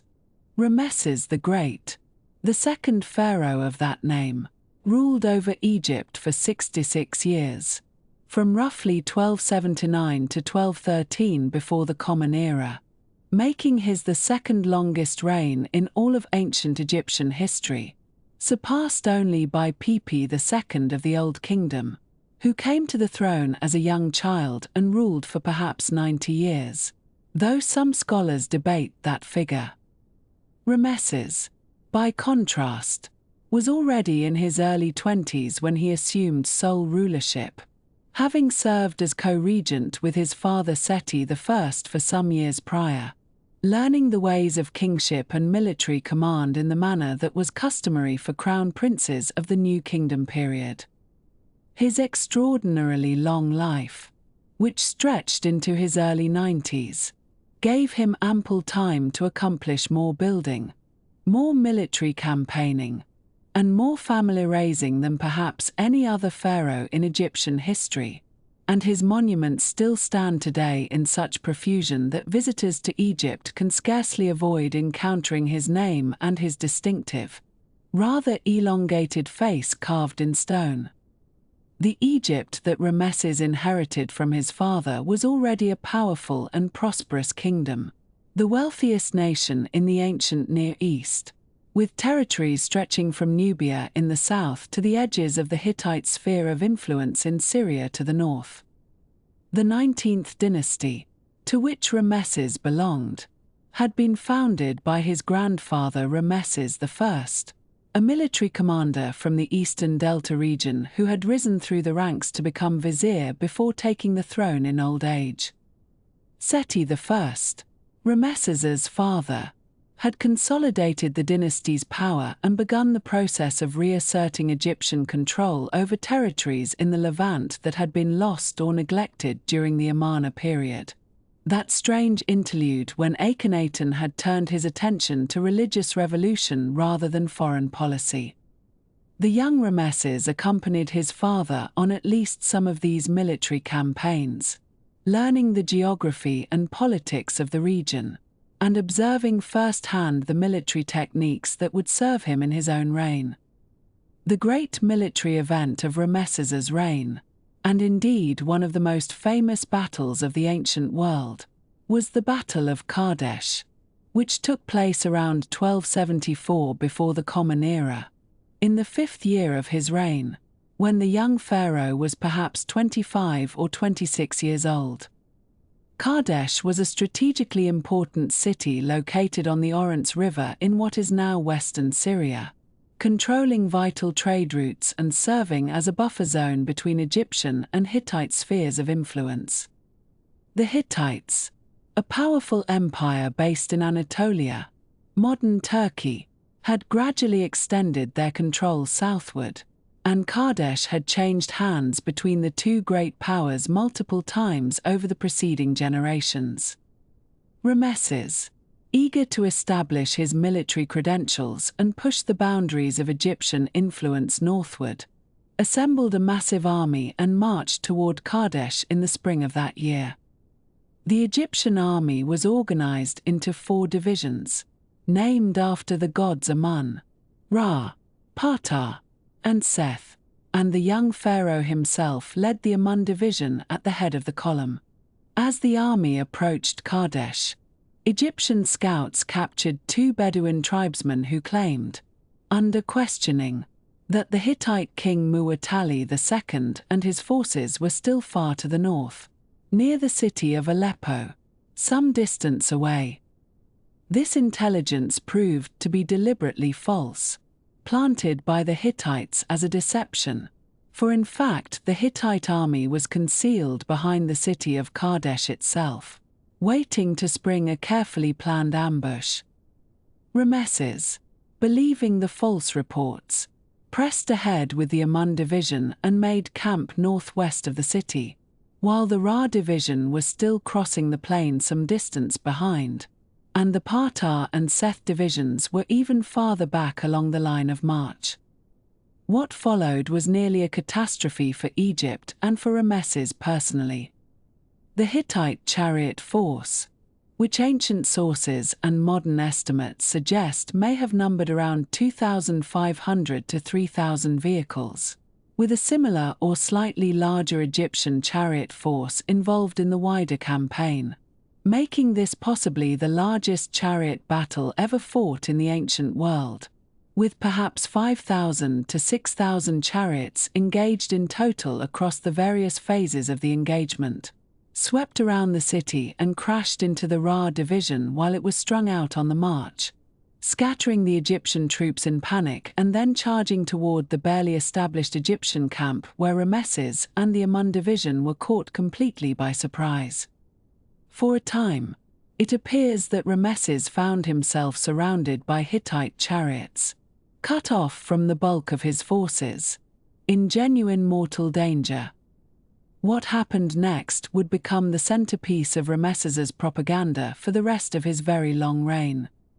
According to the official accounts, which were inscribed on temple walls throughout Egypt in both poetic and prose versions, accompanied by detailed reliefs showing the battle, the young pharaoh called upon his patron god Amun for assistance, and then single-handedly, or nearly so, charged into the surrounding Hittite forces, his chariot becoming a whirlwind of destruction that threw the enemy into confusion and bought time for reinforcements to arrive.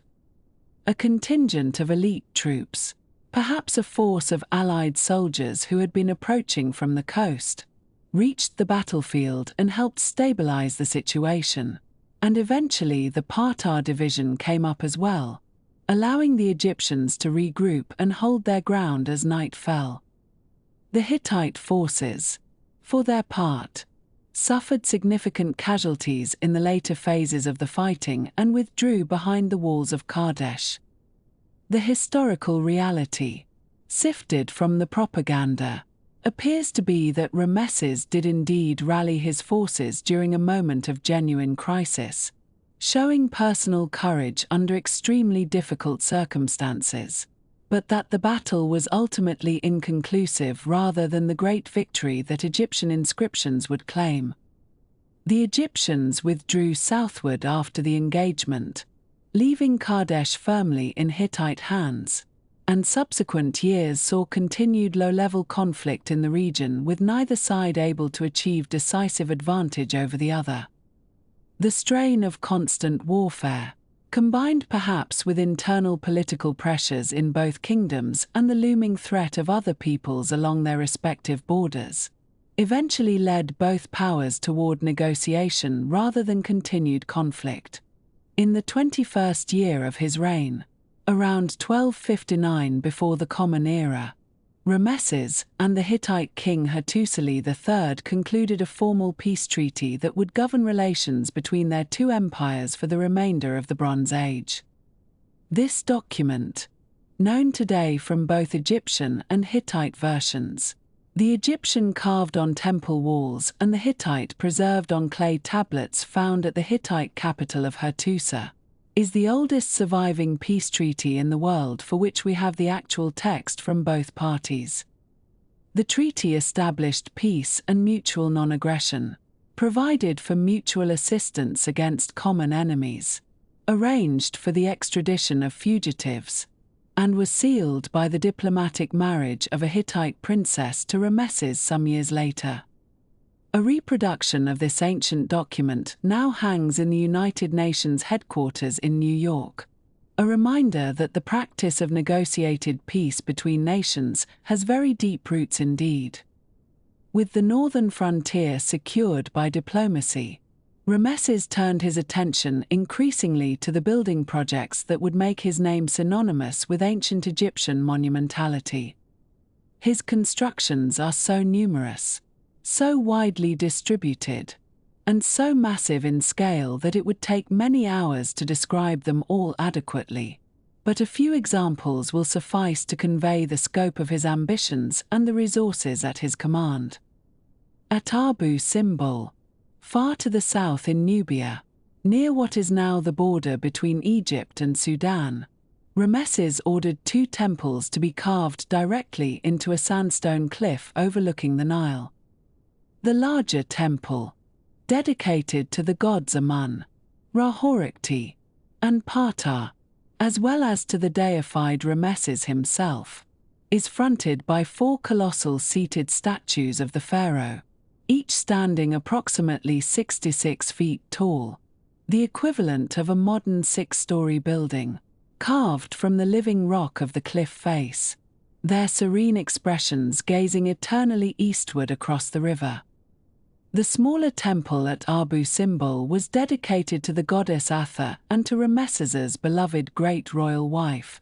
Nefertari, whose name means beautiful companion, and the facade features standing colossi of both the king and queen, an unusual honor for a royal wife. The interior chambers of both temples were precisely aligned so that twice a year, around the 20th of February and the 20th of October, the rising sun would penetrate the full length of the great temple and illuminate the statues of the gods seated in the innermost sanctuary, a feat of astronomical and architectural planning that speaks to the sophistication of Egyptian engineering. In the 1960s, when the construction of the Aswan High Dam threatened to submerge these temples beneath the rising waters of Lake Nasser, An international effort coordinated by UNESCO carefully cut the entire complex into enormous blocks and reassembled it on higher ground, preserving these monuments for future generations, though the relocation shifted the dates of the solar alignment by 1 day. The Ramesseum, the great mortuary temple of Ramesses on the west bank of the Nile at Thebes, was another monumental undertaking, its halls and courts decorated with accounts of the Battle of Kadesh and other military campaigns, its precincts containing storerooms and workshops and administrative buildings that served the needs of the temple cult.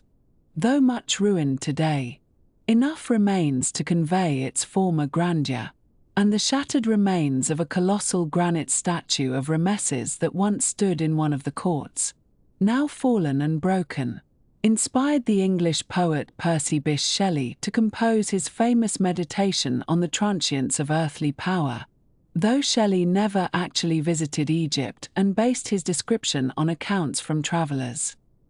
At Karnak, the great temple complex at Thebes dedicated to Amun, Ramesses completed the vast hypostyle hall that his father had begun, a forest of 134 massive columns covering an area large enough to contain a medieval cathedral, the tallest column standing nearly 70 feet high and so broad that a dozen people could stand together on the flat surface of each capital.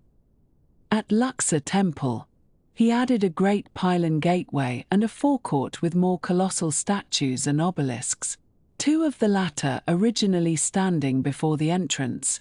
though one was given to France in 1831 and now stands in the Place de la Concorde in Paris. Across Egypt and Nubia, there is scarcely a major site that does not bear some trace of Ramesses's building activity, whether new constructions or additions and usurpations of earlier monuments. The scale of Ramesses's family life matched the scale of his building projects. Ancient sources suggest that over his long life he accumulated approximately 200 wives and concubines, ranging from his beloved queens to diplomatic marriages with foreign princesses to members of the royal harem whose names have not survived. His offspring numbered over 100 children, so many that special rock-cut tombs in the Valley of the Kings were prepared to house the burials of his numerous sons, and similar provisions made for his daughters. Many of his children predeceased him, including several crown princes who had been designated as heirs but died before their very long-lived father, and it was eventually his 13th son, Merneptah, himself already an elderly man, who succeeded to the throne when Ramesses finally died. Of all his wives, the one Ramesses appears to have loved most deeply was Nefertari, his first great royal wife, who bore him at least 4 sons and 2 daughters and who appears alongside him in inscriptions and reliefs more frequently than any other queen. The tomb prepared for Nefertari in the Valley of the Queens, located on the west bank of the Nile across from Thebes, is widely considered the most beautiful burial chamber in all of Egypt, its walls covered with brilliantly colored paintings depicting the queen in the company of various deities, the pigment still vivid after more than 3,000 years, the delicate rendering of her face and figure showing Egyptian artistic skill at its finest. The tomb suffered damage from salt crystallization over the millennia and required extensive conservation work in the late 20th century, but it remains a testament to the devotion that Ramesses felt for his beloved companion. When Ramesses finally died, around 1213 before the Common Era, after 66 years on the throne and more than 90 years of life, his body was mummified with all the elaborate care befitting a great pharaoh and placed in a magnificent tomb in the Valley of the Kings. Like many royal mummies, his was eventually moved by later priests to a secret cache to protect it from tomb robbers, and there it remained until its rediscovery in the 19th century. The mummy of Ramesses the Great was examined by modern scientists, who noted that in life he would have stood about 5 feet 7 inches tall, reasonably tall for an ancient Egyptian, and that his hair, originally red or reddish-brown, had been dyed with henna to maintain its color in old age. The examination also revealed the toll that his long life had taken on his body, with evidence of severe arthritis, particularly in the spine and hips, that must have caused him considerable pain in his later years, and dental abscesses that would have made eating difficult and perhaps contributed to his final decline. In 1974, Egyptian authorities noticed that the mummy was deteriorating and arranged for it to be flown to Paris for conservation treatment by specialists at the Musée de l'Homme. In a gesture that combined respect for ancient Egyptian beliefs, modern bureaucratic requirements, and perhaps a touch of diplomatic whimsy, the Egyptian government issued the mummy a passport for the journey, listing his occupation as king, deceased, making Ramesses the Great perhaps the only ancient pharaoh to have held a modern travel document. The mummy was reportedly received in Paris with the honors due a visiting head of state, and after successful conservation treatment, was returned to Egypt, where it now rests in the National Museum of Egyptian Civilization in Cairo, his face still recognizable as the same visage carved on monuments throughout Egypt and Nubia, the face of the pharaoh who built an empire and whose name remained synonymous with the grandeur of ancient Egypt, more than 3,000 years after his death.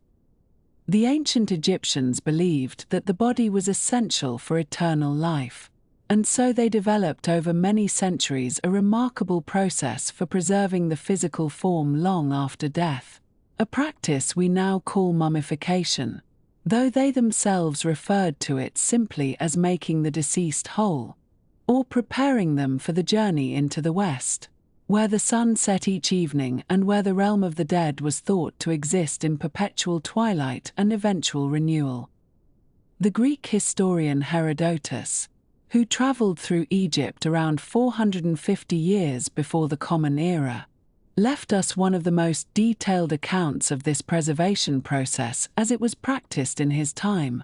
and though scholars today recognize that some of his descriptions were perhaps second-hand or slightly misunderstood, his writings remain an invaluable window into a tradition that had by then already been refined across more than 2,000 years of careful observation and spiritual devotion.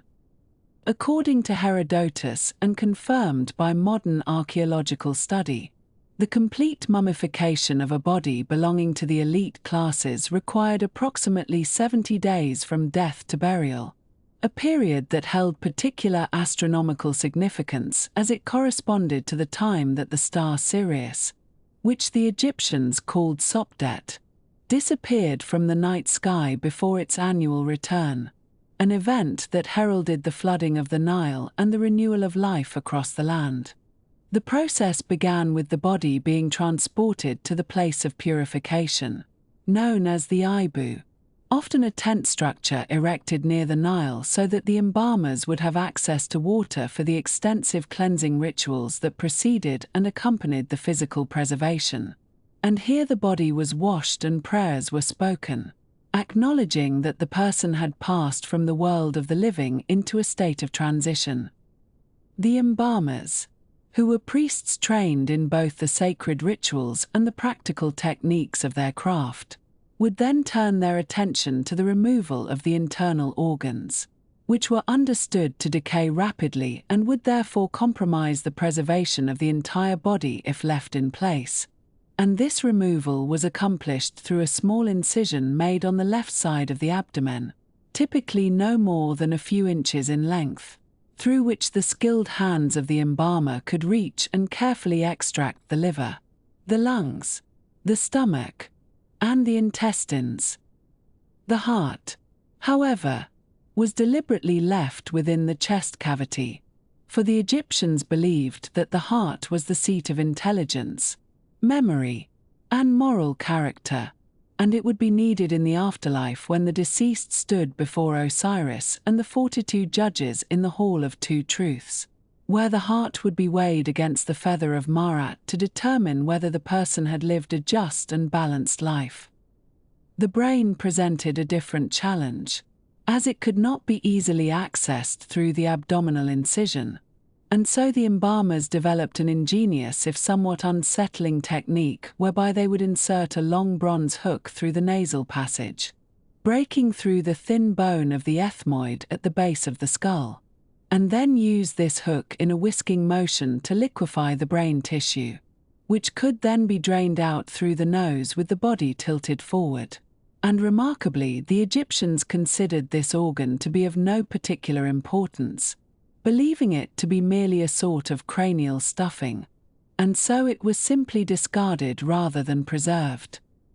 The removed organs were treated with great care and reverence, for they too would be needed by the deceased in the afterlife, and each was individually dried with natron salt, anointed with oils and resins, wrapped in linen, and then placed into one of 4 containers that we call canopic jars, each of which was protected by one of the 4 sons of Horus, minor deities who served as guardians of the viscera. The jar containing the liver was protected by Imhotep, who was depicted with a human head, and the liver was associated with the south, while the lungs were placed in the jar of Hapi, shown with the head of a baboon and associated with the north, and Imhotep,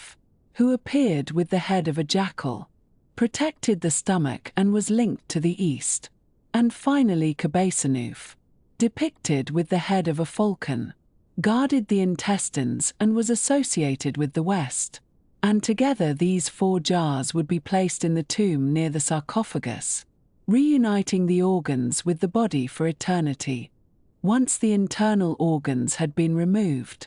the body cavity was rinsed with palm wine and aromatic spices, and then the true work of preservation began with the application of natron, a naturally occurring salt composed primarily of sodium carbonate and sodium bicarbonate, which the Egyptians gathered from the shores of dried lake beds in the Wadi Nat Run, a valley to the northwest of Cairo that still bears the name of this essential substance. The body was packed both inside and out with large quantities of natron, which drew moisture from the tissues through the process of osmosis, and temporary stuffing materials were placed within the body cavity to help maintain its shape during this desiccation, and then the body was laid upon a sloped table or covered entirely in additional natron and left for approximately 40 days, during which time the salt would extract the bodily fluids and transform the flesh into a dry, leathery state that would resist decay. This 40-day period of desiccation was the crucial element of the preservation process, for without the removal of moisture the body would inevitably decompose regardless of any other treatments applied, and the embalmers had learned through centuries of practice that natron was far superior to common salt for this purpose, as it not only dried the tissues but also had a slightly alkaline quality that helped to degrease the skin and discourage bacterial growth. After the 40 days had passed,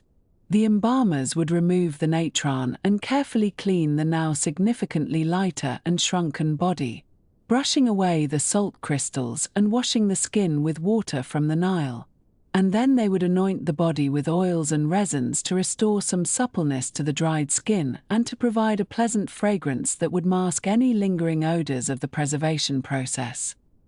The body cavity was then restuffed with permanent packing materials, which might include linen, sawdust, dried lichen, or even onions wrapped in linen, and the abdominal incision was closed and covered with a plate bearing the protective eye of Horus, and the nostrils and other openings were plugged with resin-soaked linen, and the eyes were sometimes replaced with stones or linen pads to give the face a more lifelike appearance.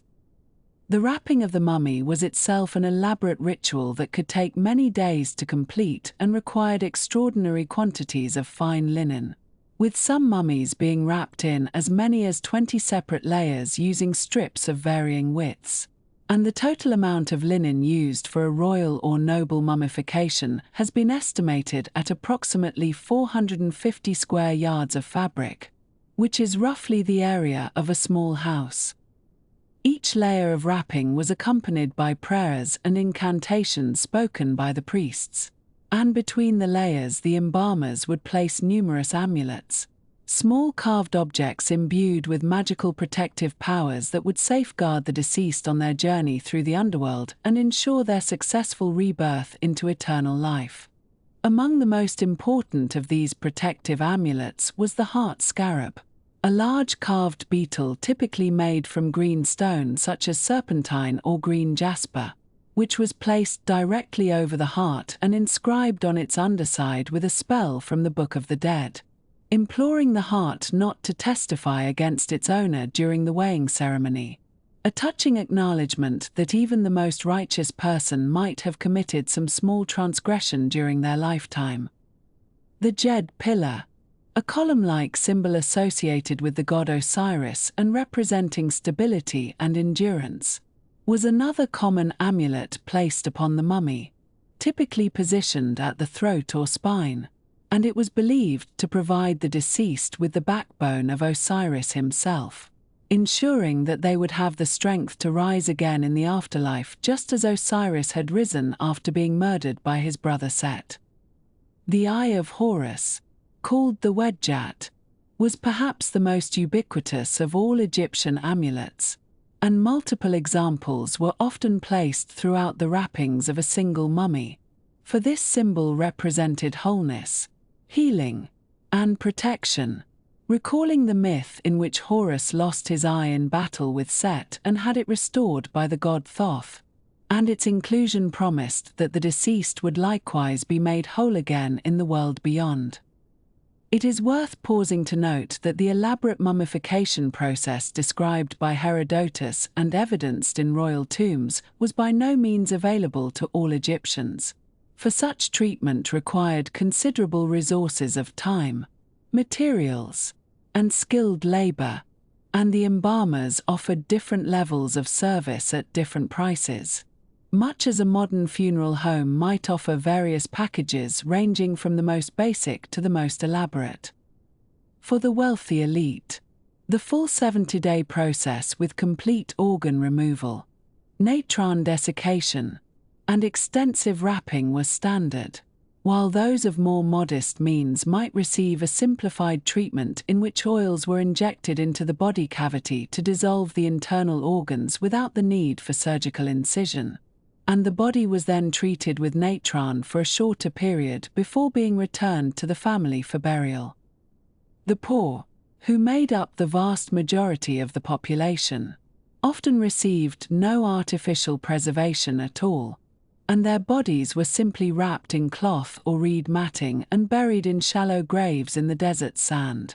And yet ironically, it was in these simple burials that the practice of mummification may have had its earliest origins, for the hot, dry sand of the Egyptian desert is itself an excellent preservative medium. Long before the first dynasties developed the elaborate embalming techniques we associate with ancient Egypt, perhaps as early as 5,000 years before the Common Era, bodies buried directly in the desert sand were being naturally preserved by the arid conditions, with the moisture being drawn from the tissues by the surrounding sand and the dry heat preventing bacterial decay. And some of these naturally preserved bodies, with their skin and hair still intact after millennia, can be seen in museums today. It is likely that the ancient Egyptians observed these accidentally preserved bodies when graves were disturbed by animals or shifting sands, and that this observation led to the development of intentional preservation techniques as the culture grew more elaborate and tombs replaced simple pit graves. For once bodies were placed in coffins and chambers rather than in direct contact with the sand, artificial means of preventing decay became necessary. The practice of mummification continued in Egypt for more than 3,000 years, adapting and evolving with changing religious beliefs and technical knowledge, reaching its peak of sophistication during the New Kingdom period around 1,500 years before the Common Era, and then gradually declining in quality during the later periods of Egyptian history before finally fading away with the spread of Christianity in the early centuries of the Common Era. And it was not only humans who received this careful preservation, for the Egyptians also mummified animals in truly staggering numbers, creating what we might call votive offerings to the gods who were associated with particular creatures. And pilgrims visiting temples would purchase these animal mummies much as a modern visitor might buy a candle to light in a church. Millions upon millions of animal mummies have been discovered by archaeologists, including cats sacred to the goddess Bastet, ibises and baboons associated with Thoth, crocodiles linked to the god Sobek, and falcons representing Horus, and some estimates suggest that over 70 million animals were mummified over the centuries, with some sites containing vast underground catacombs stacked floor to ceiling with bundled animal remains. The fate of Egyptian mummies in more recent centuries makes for a curious and somewhat melancholy coda to their long history, for beginning in the medieval period and continuing well into the 19th century, mummies were frequently ground into powder and sold as medicine throughout Europe and the Middle East, based on a linguistic confusion between the Arabic word for bitumen and the dark resin that coated many mummies. This substance, known as mumia, was prescribed for a wide variety of ailments including headaches, stomach complaints, and skin conditions, and the demand was so great that not only were countless ancient mummies destroyed for this purpose, but unscrupulous merchants sometimes created fake mummies from recently deceased bodies to meet the market demand, a practice that was eventually condemned by physicians who recognized its ineffectiveness and moral dubiousness. The Victorian era brought yet another indignity to the ancient dead, for during the 19th century it became fashionable among the wealthy classes of Britain and elsewhere to host what were called mummy unwrapping parties, social gatherings at which a genuine Egyptian mummy would be purchased, often quite inexpensively, and then unwrapped layer by layer before an audience of curious guests. These events were treated as entertainment, with refreshments served and guests taking home pieces of linen or small amulets as souvenirs. And it is only in retrospect that we recognize the tremendous loss of archaeological knowledge that occurred during these gatherings, as the careful documentation of amulet placement and wrapping techniques that modern scholars would consider essential was entirely neglected in favor of spectacle. Today, of course, we approach the study of mummies with far greater respect and scientific rigor, using technologies such as CT scanning and DNA analysis to learn about ancient Egyptian health, diet, and daily life without the need to disturb the wrappings at all. And the mummies themselves are increasingly recognized not merely as curiosities but as the physical remains of real people who lived and loved and hoped, like all of us, to be remembered long after they were gone, which in their case has proven to be a hope most remarkably fulfilled. Let us now turn our attention to the river, that long and gentle ribbon of water that made everything else possible, the river that carved its patient way through desert stone and sandy waste to create a green valley where people could gather and settle and dream of building things that would last for thousands of years. The Nile, you see,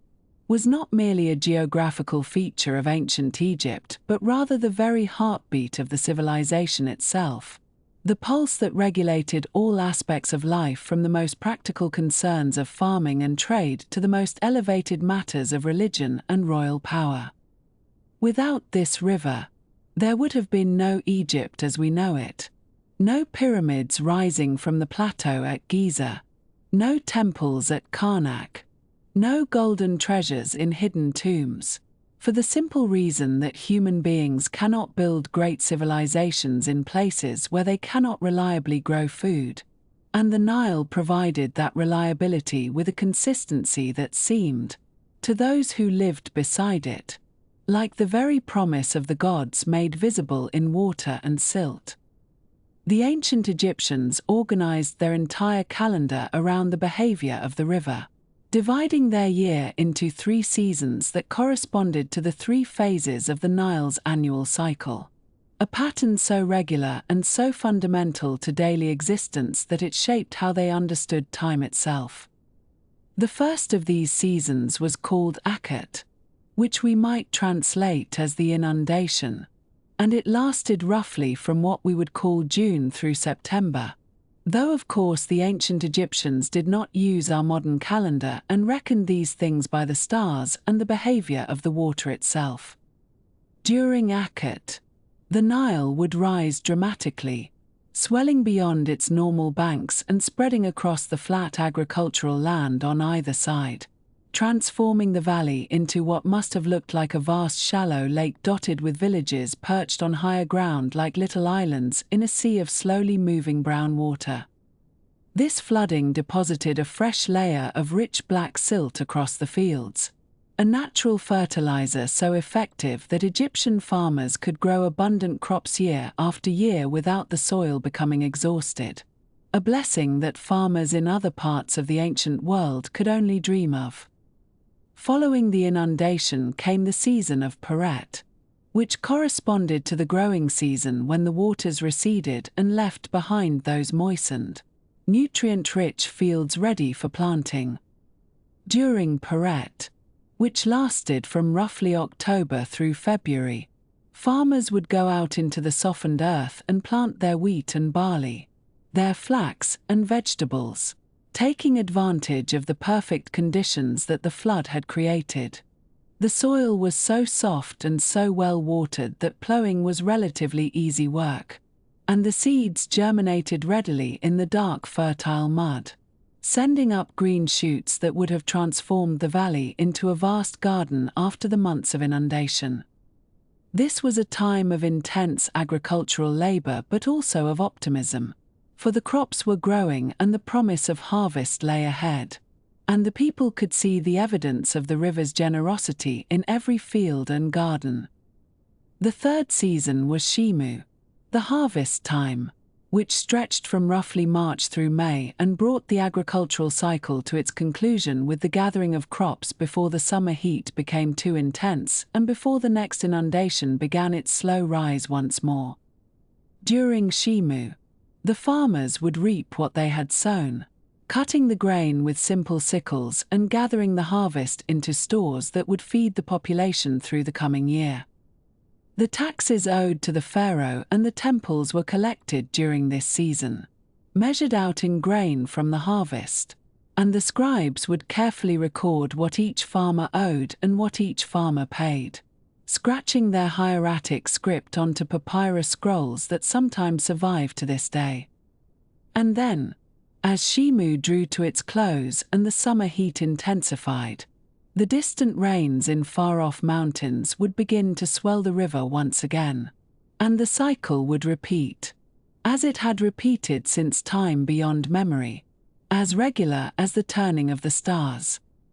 Now, because this annual flooding was so central to Egyptian prosperity, and because the difference between a good flood and a poor flood could mean the difference between abundance and famine, the ancient Egyptians developed sophisticated methods for measuring and predicting the behavior of the river. One of the most important of these methods involved structures called nilometers, which were essentially gauges built to measure the height of the floodwaters as they rose and fell. The most famous of these nilometers was located at Elephantine Island, near what is now the city of Aswan in southern Egypt, and this measuring device was in use from at least 3,000 years before the Common Era, making it one of the oldest scientific instruments in continuous use anywhere in the world.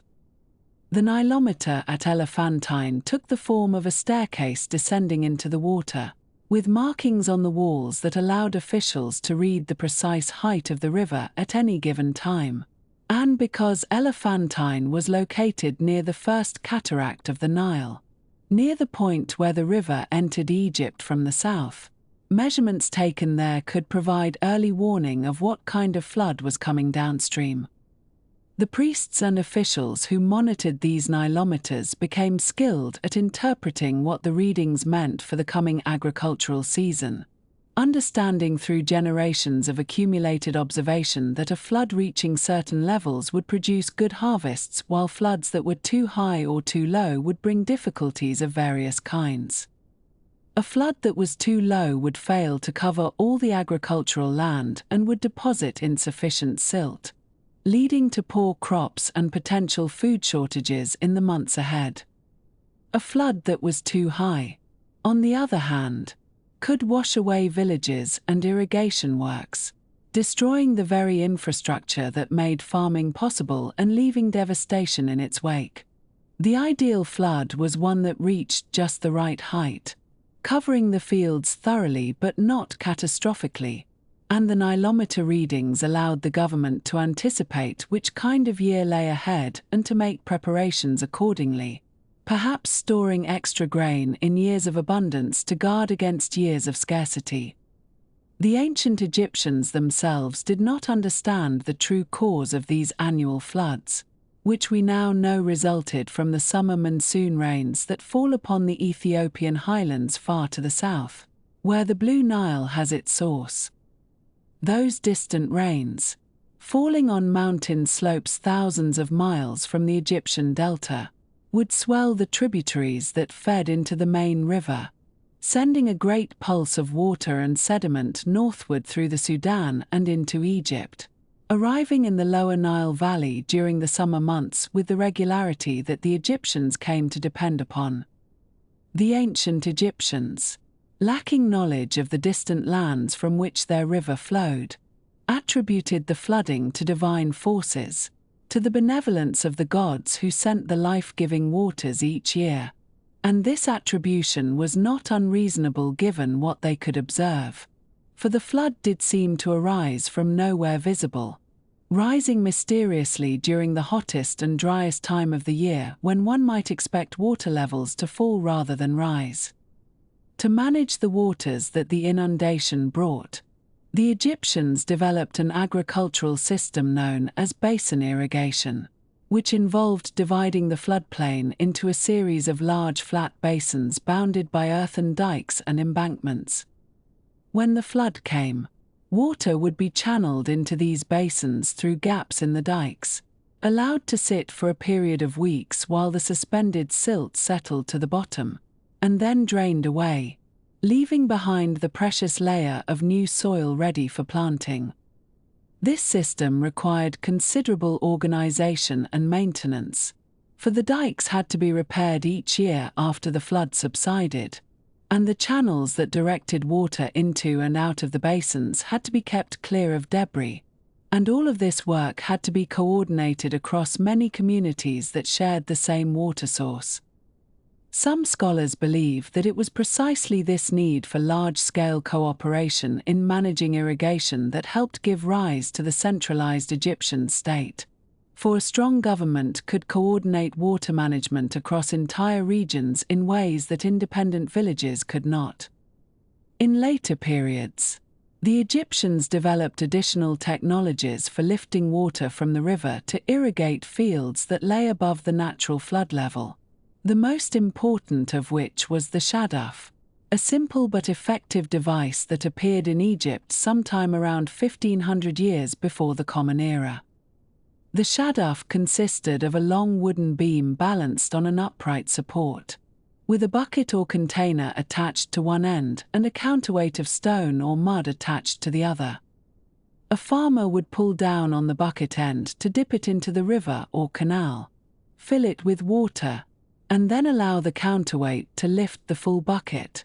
which could then be swung over to empty into an irrigation channel at a higher level.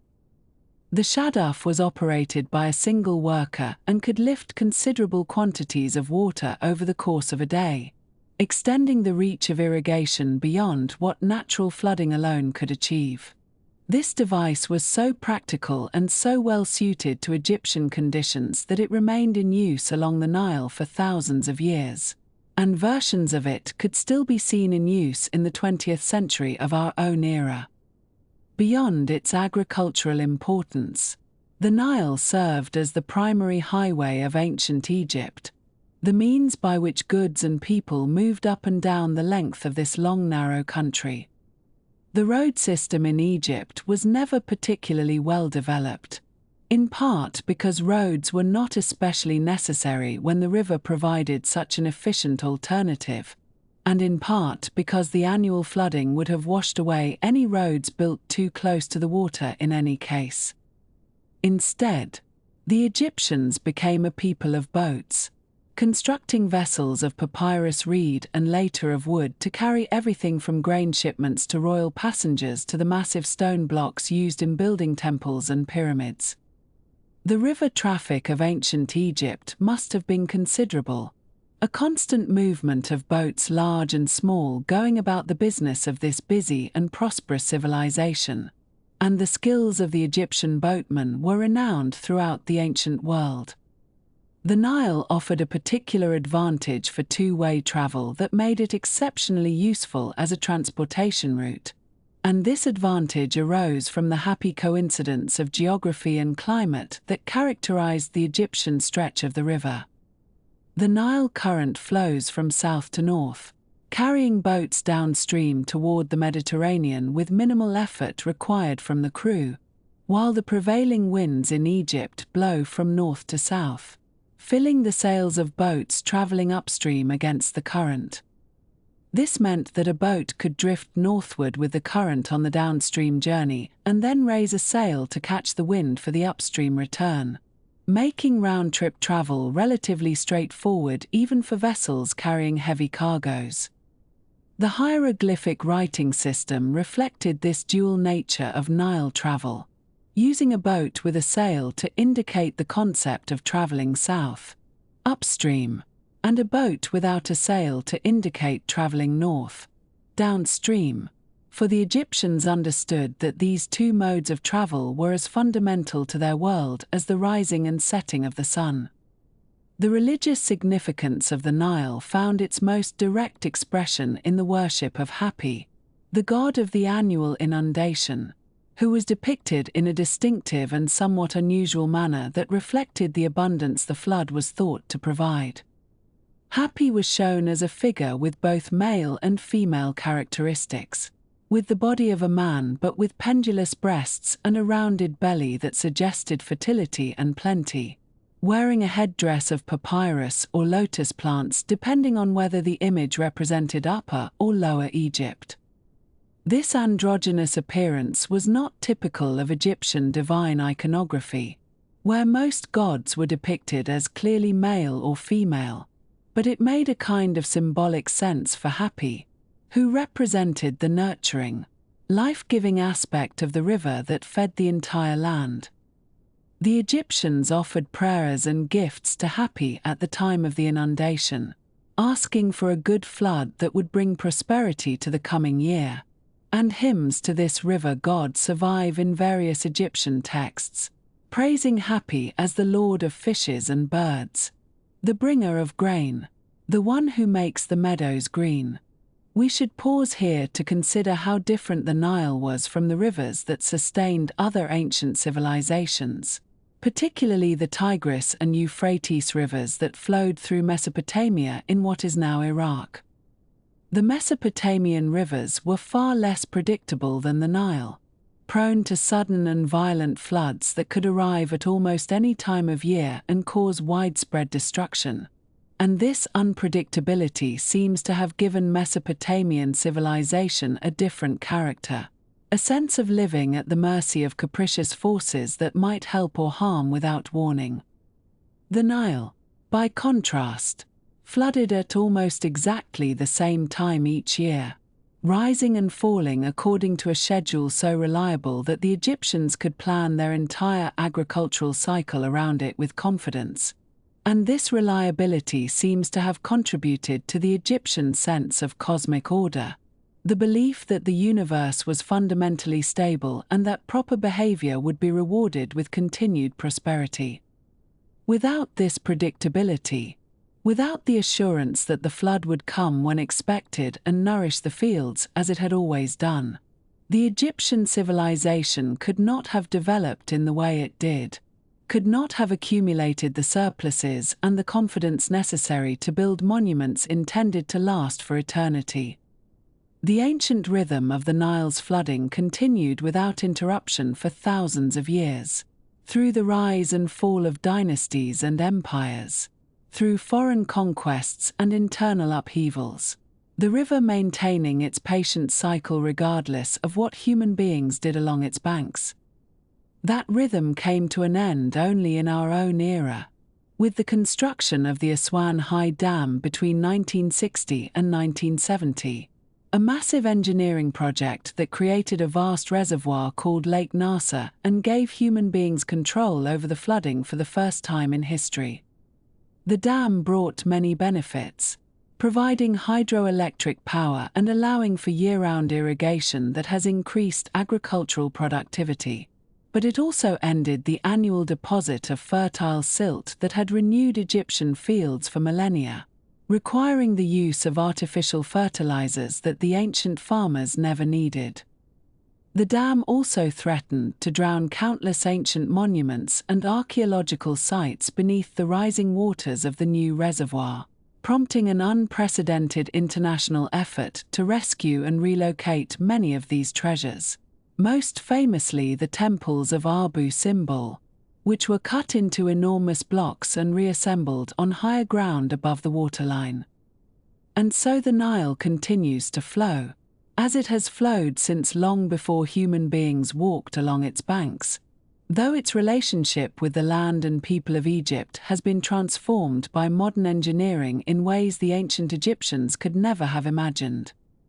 The river that made Egyptian civilization possible still runs through the heart of the country, still provides water for millions of people and countless acres of farmland, still serves as a highway for boats carrying goods and passengers between Cairo and Aswan, though the ancient cycle of inundation and planting and harvest has been replaced by new patterns suited to new technologies and new ways of living.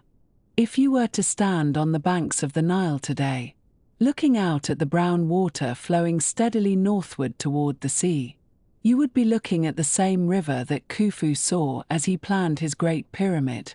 the same river that carried Cleopatra on her gilded barge, the same patient and eternal river that gave birth to one of humanity's greatest civilizations and sustained it through 3,000 years of remarkable achievement. And that thought, perhaps, is a peaceful one to carry with you as you close your eyes and let the image of flowing water ease you into rest. And now we turn our attention to something quite remarkable,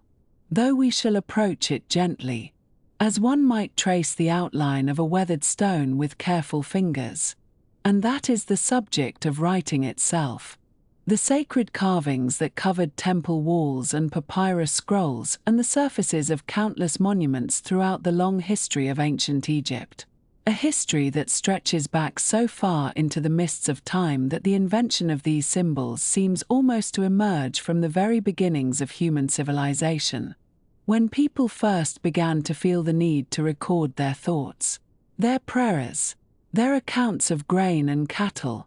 and the names of their kings, in some permanent form that might outlast the speaker and carry meaning forward across the generations like a small boat drifting slowly down the eternal river.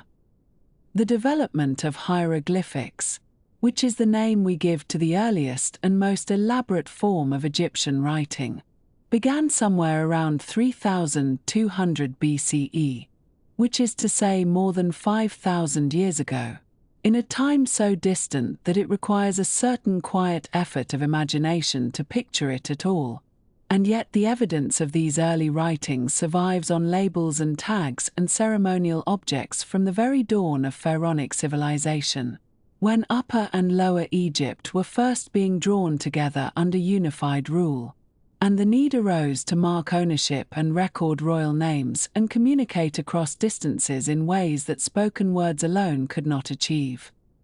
In what scholars call the classical period of Egyptian writing, which encompasses roughly the Old and Middle Kingdoms when the Great Pyramids rose at Giza and the literature of Egypt reached its most refined expression. The system employed approximately 700 distinct signs, each one carefully crafted and learned by those few individuals who dedicated their lives to the scribal profession. And these signs included pictures of birds and snakes and human figures and plants and geometric shapes and tools and vessels and body parts, all rendered with that characteristic Egyptian clarity and precision that makes the writing so visually distinctive even to those who cannot read a single word of it. What is rather interesting, in a gentle and contemplative sort of way, is how this number of signs changed over the long centuries of Egyptian civilization. For by the time we reach the Ptolemaic period, which began in 305 BCE when the Macedonian general Ptolemy took control of Egypt following the death of Alexander the Great, and which lasted until the death of Cleopatra in 30 BCE, the number of hieroglyphic signs had expanded dramatically to more than 5,000 distinct symbols. A proliferation that occurred partly because later Egyptian priests and scholars developed elaborate ways of writing that multiplied the possibilities of expression and created layer upon layer of meaning in their sacred texts. Though this expansion also made the writing increasingly specialized and esoteric, known only to a diminishing circle of initiated readers in the great temples. Now, it is worth settling in comfortably with the understanding that the Egyptians did not use just one form of writing, but rather developed three related scripts that served different purposes in their society, each one suited to particular contexts and users. And these three scripts are called hieroglyphic, hieratic, and demotic, names that tell us something about how later peoples understood them, even if these names do not quite capture the full reality of their ancient use.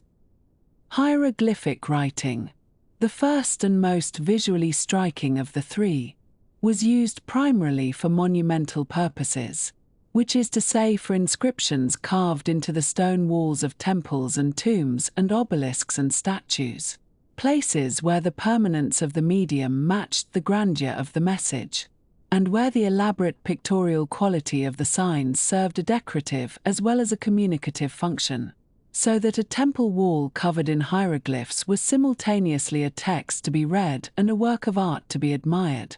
each bird and serpent and seated figure contributing to the overall beauty of the sacred space. Hieratic writing, the second of the three scripts, developed alongside hieroglyphic writing from very early times as a more cursive and rapid form of the same basic system, used primarily by priests and administrators and scribes for religious texts and official documents and correspondence, written with reed brushes on papyrus or other smooth surfaces where speed and efficiency mattered more than monumental grandeur. And the name hieratic comes from a Greek word meaning priestly, which reflects the observation of later Greek visitors that this script was particularly associated with religious and learned contexts. Demotic writing, the third and latest of the scripts, emerged around 650 BCE as an even more simplified and cursive form, used for everyday purposes by ordinary literate Egyptians, for contracts and letters and administrative records and popular literature. And the name demotic comes from a Greek word meaning common or popular, which captures the sense that this was the script of daily life rather than of temples and tombs, though it remained a specialized skill that only a small fraction of the population ever mastered. And here we might pause to note a gentle irony that sometimes brings a quiet smile to those who study these matters, which is that the very word hieroglyphic, which has become so firmly attached to Egyptian writing in modern languages, is not an Egyptian word at all but rather a Greek one, coined by Greek visitors to Egypt who called these elaborate carved symbols ta hieroglyphica, meaning the sacred carvings, a name that captures something true about the religious significance of the writing but tells us nothing about what the Egyptians themselves called their script, which they referred to as Medu Netja, meaning words of the gods, a name that perhaps comes even closer to expressing the reverence with which they regarded the gift of writing.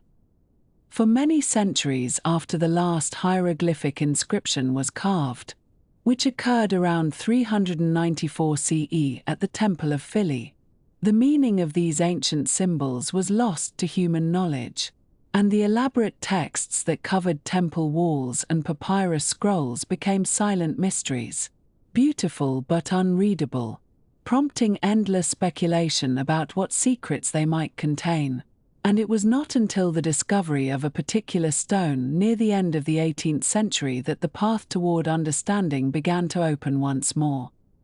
This stone, which would come to be known as the Rosetta Stone after the town near which it was found, was discovered in July of 1799 by French soldiers who were part of Napoleon's military expedition to Egypt, working on fortifications near the town of Rashid, which the French called Rosetta, in the western delta of the Nile, and the soldiers recognized that this large slab of dark granodiorite, broken and incomplete though it was, bore inscriptions in 3 different scripts, 2 of which appeared to be forms of Egyptian writing while the third was clearly Greek, a language that European scholars could read without difficulty. The stone's importance was immediately apparent, for here was a text that appeared to say the same thing in 3 scripts, offering the tantalizing possibility that the known Greek text might provide a key to unlocking the unknown Egyptian ones. And the French scholars who accompanied the expedition made careful copies of the inscriptions even as the fortunes of war turned against them. For in 1801 British forces defeated the French in Egypt and seized the stone along with other antiquities as spoils of war, and the Rosetta Stone was transported to London where it has remained in the British Museum ever since, one of the most famous objects in any collection anywhere in the world.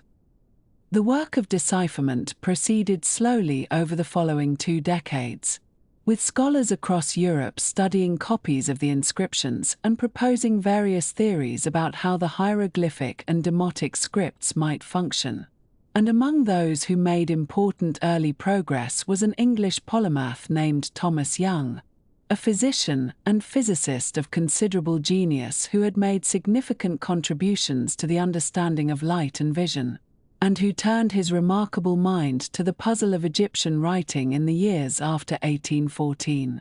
Thomas Young correctly identified that the oval rings called cartouches, which appeared in the hieroglyphic text, contained royal names, and he successfully worked out the phonetic values of several signs within the name of Ptolemy, demonstrating that at least some hieroglyphic symbols represented sounds rather than ideas, a crucial insight that pointed the way toward fuller understanding, though Young himself did not pursue the matter to its conclusion and eventually turned his attention to other problems. The decisive breakthrough came in 1822, when a young French scholar named Jean-François Champollion, who was then 31 years of age and had been studying Egyptian languages and scripts with passionate dedication since childhood,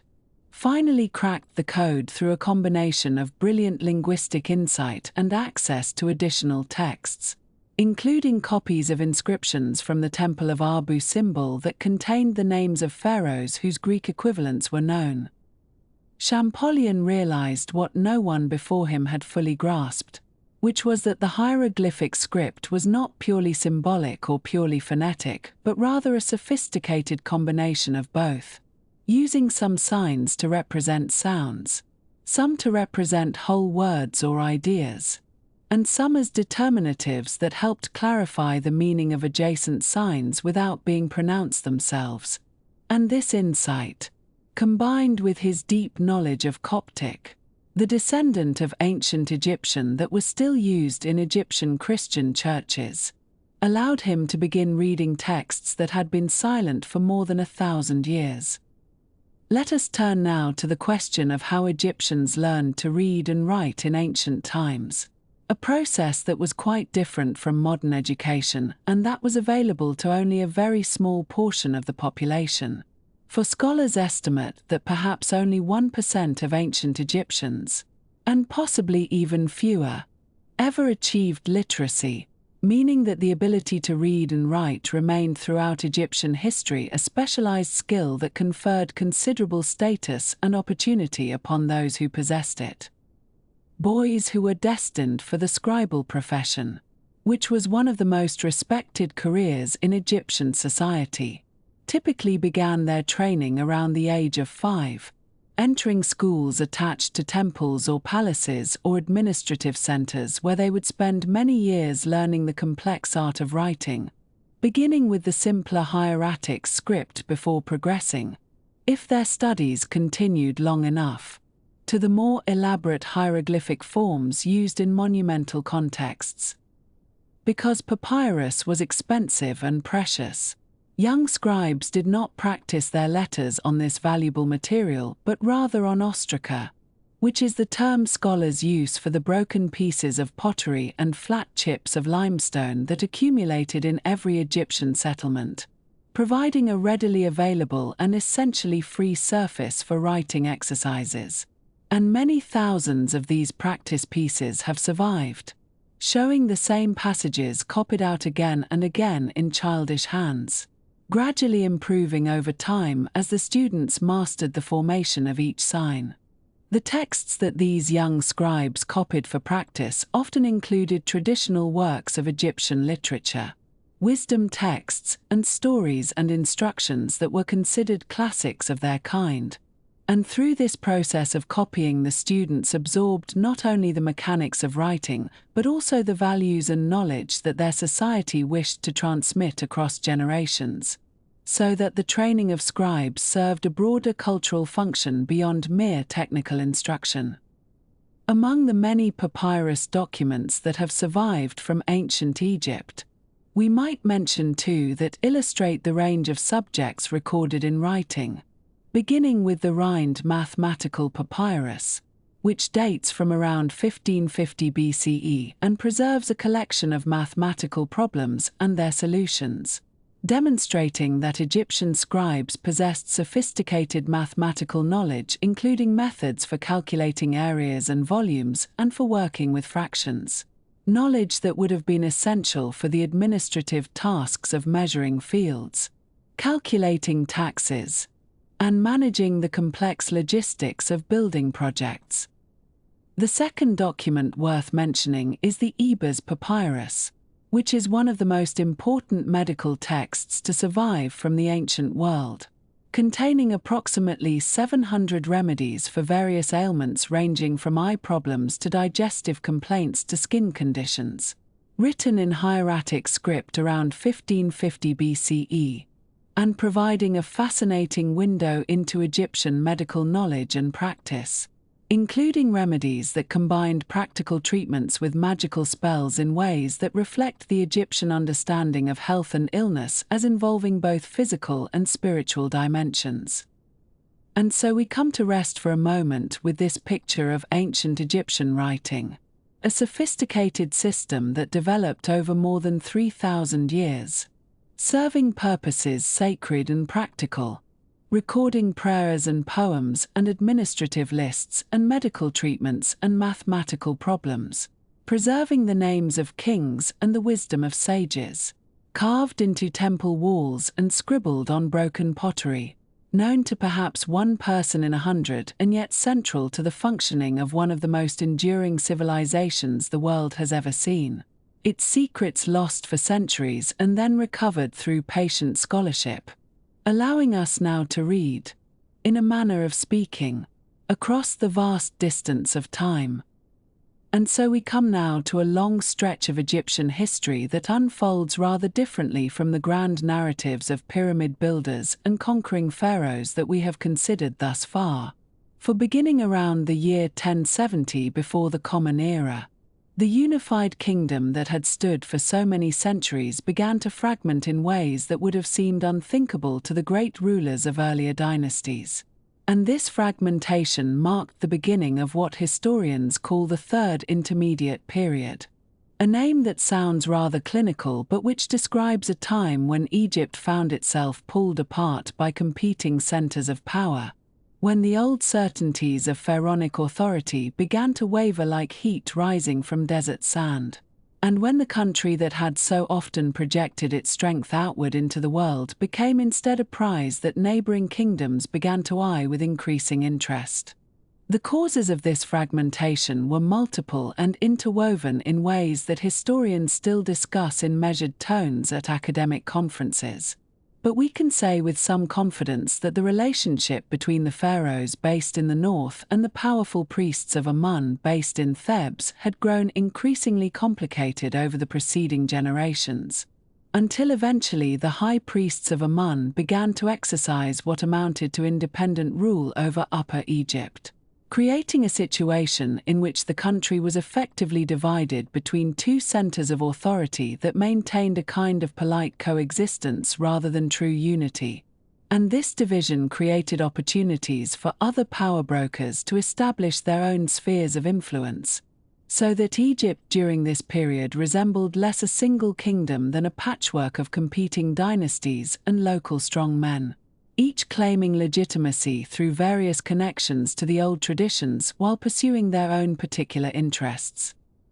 This condition of division and weakness did not go unnoticed by Egypt's neighbors, and in the lands to the south, in the region known as Nubia or Kush, a kingdom had been growing in strength and sophistication, its rulers absorbing Egyptian religious practices and cultural forms while developing their own distinctive civilization along the upper reaches of the Nile. And these Kushite kings watched the fragmentation of Egypt with what we might imagine was a mixture of concern and opportunity, for they considered themselves in many ways the inheritors and protectors of Egyptian religious traditions, particularly the worship of Amun, whose cult had deep roots in their homeland. And around the year 728 before the Common Era, a Kushite ruler named Pierre, who is also known in some older texts as Pianki, decided that the time had come to intervene in Egyptian affairs in a decisive manner. Pierre's campaign northward through Egypt was recorded in considerable detail on a large stone stela that still survives, and reading the inscription one encounters a ruler who presented himself not as a foreign conqueror but as a restorer of proper order, a pious servant of Amun who was horrified by what he perceived as religious laxity and political chaos in Egypt,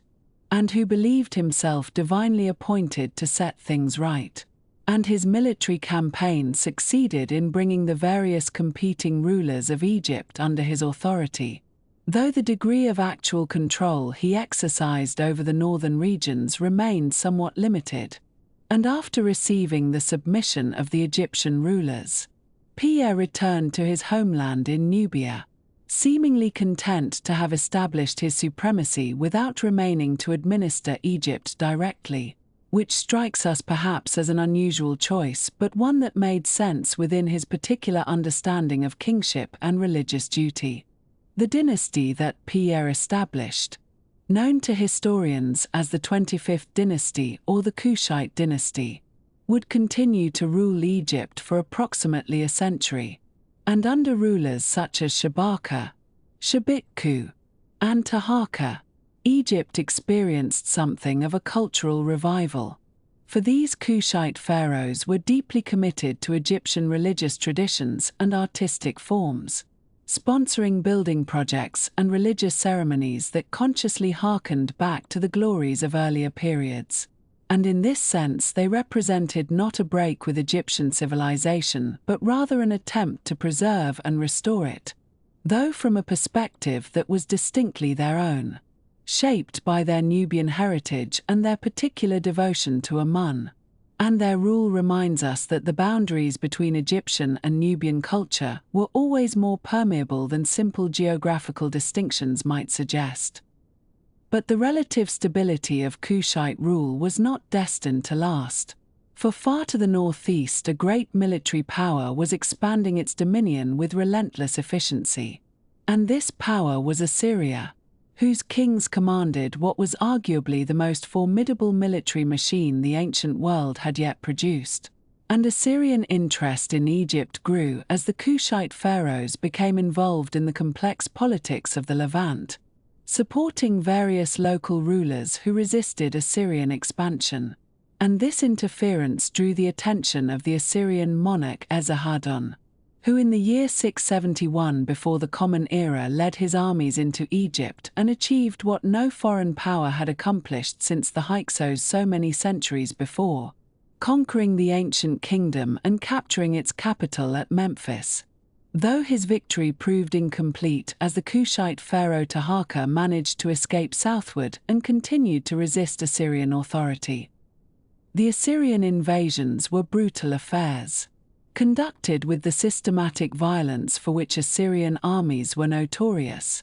And when Esarhaddon's successor Ashurbanipal returned to Egypt in 664 before the Common Era to suppress continued resistance, his forces advanced all the way to Thebes, that ancient and sacred city that had been the spiritual heart of Egypt for more than a millennium. And there the Assyrian soldiers engaged in a sacking of the city that resonated through the ancient world as an act of almost unimaginable sacrilege, carrying off treasures that had accumulated over countless generations, despoiling temples that had stood since the days of the great New Kingdom pharaohs, and demonstrating with terrible clarity that Egypt's days as an independent great power had come to an end. And the memory of Thebes' destruction lingered long in the consciousness of the ancient world, referenced decades later by Hebrew prophets as an example of how even the mightiest cities could fall.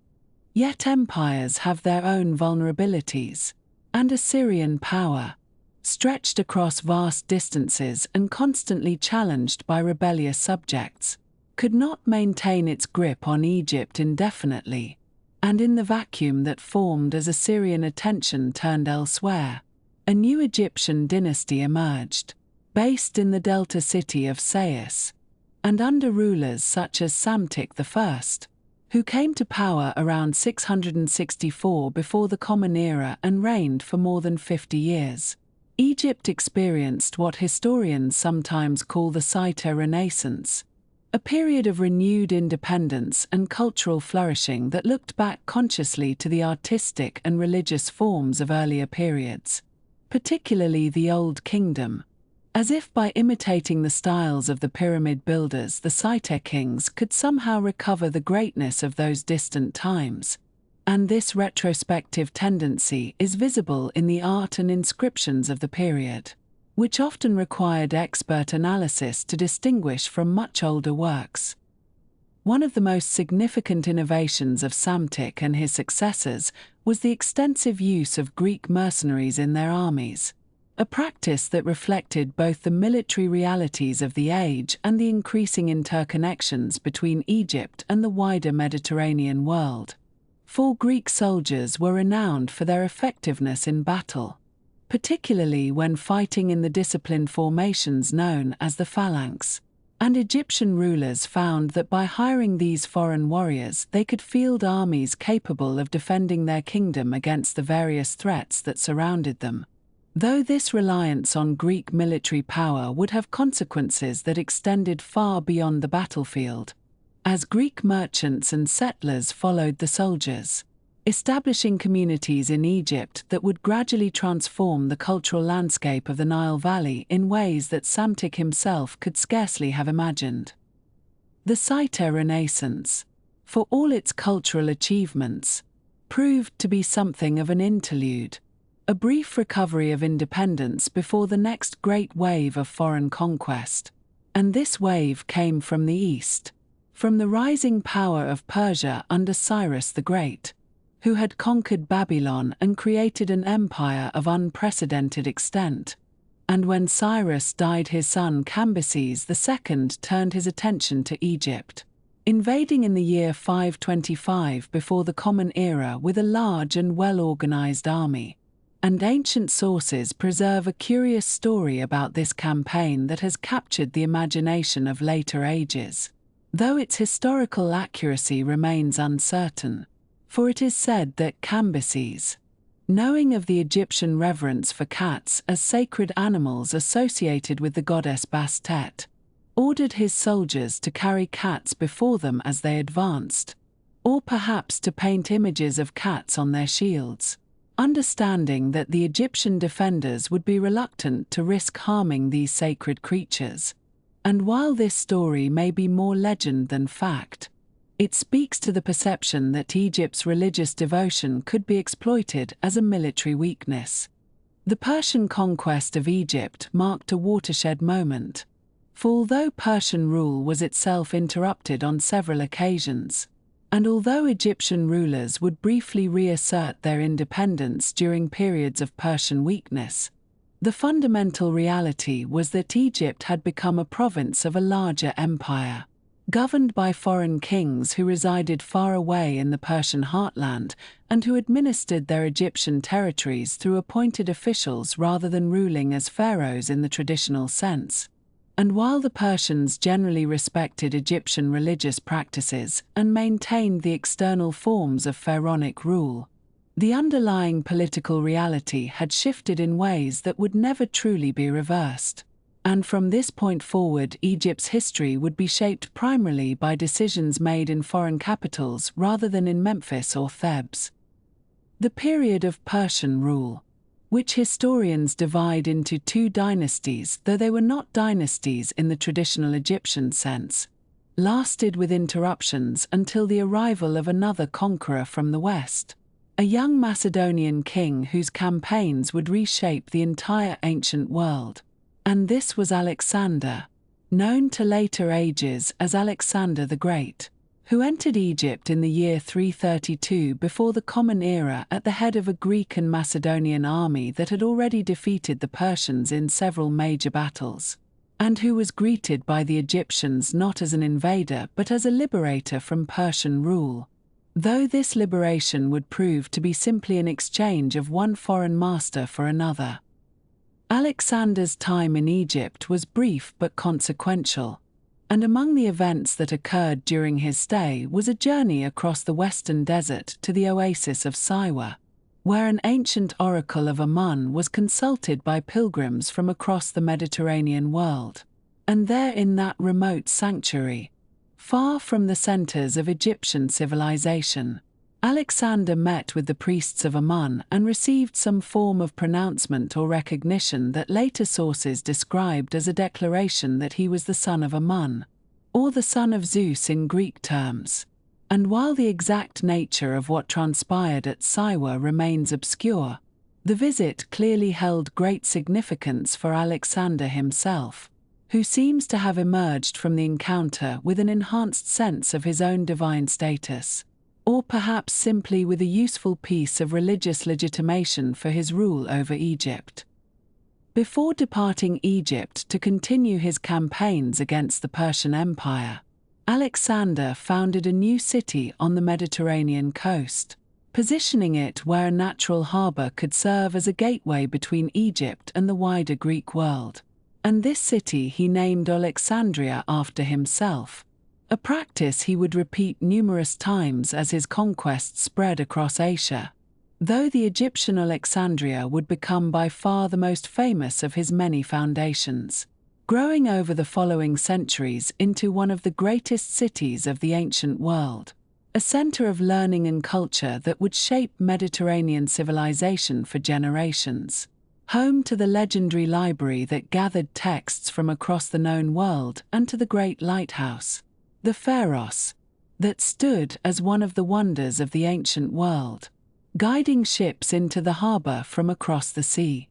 Alexander himself would never return to Egypt after setting out on his further conquests, and his death in Babylon in the year 323 before the Common Era, at the age of only 32, remains one of history's enduring mysteries, with ancient sources attributing it variously to poison, to excessive drinking, to some form of fever,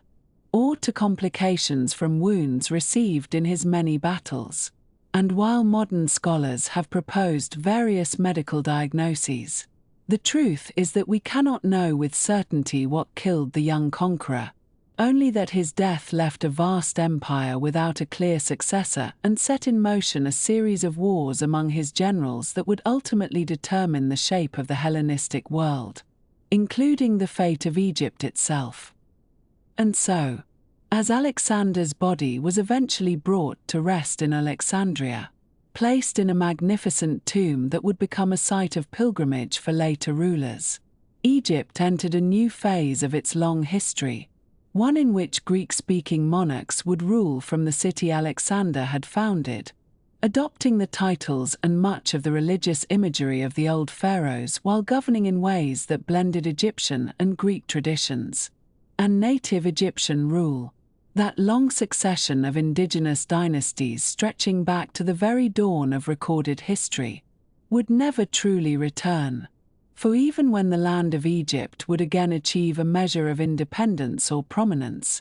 it would always be under rulers who traced their origins to lands beyond the Nile Valley, whether Macedonian or Roman or Arab or Ottoman, and the thread of purely Egyptian sovereignty that had been woven over so many millennia had come at last to its end. Not with any single dramatic moment, but rather through this gradual process of conquest and absorption that we have been considering. This long twilight of ancient Egyptian civilization that nonetheless left so much beauty and wisdom for later ages to discover and to study and to wonder at as we do still today. And so we come now, in this quiet moment, to the very last of Egypt's pharaohs, a woman whose name has echoed through the centuries with such persistence that she has become almost more legend than history, though the truth of her life is perhaps more remarkable than any of the stories that have grown up around her memory. Cleopatra VII, as she is properly known, ruled Egypt from the year 51 before the Common Era until her death in the year 30. A span of roughly 21 years during which she navigated the treacherous waters of Roman politics with extraordinary skill, bore children to two of the most powerful men in the Mediterranean world, and ultimately lost everything in a gamble for Egypt's survival as an independent kingdom. Her story, which we shall explore now in gentle and unhurried fashion, marks the end of more than 3,000 years of pharaonic rule along the Nile, the closing of a chapter in human history that had begun when the first kings unified Upper and Lower Egypt in those distant predynastic times we considered so long ago.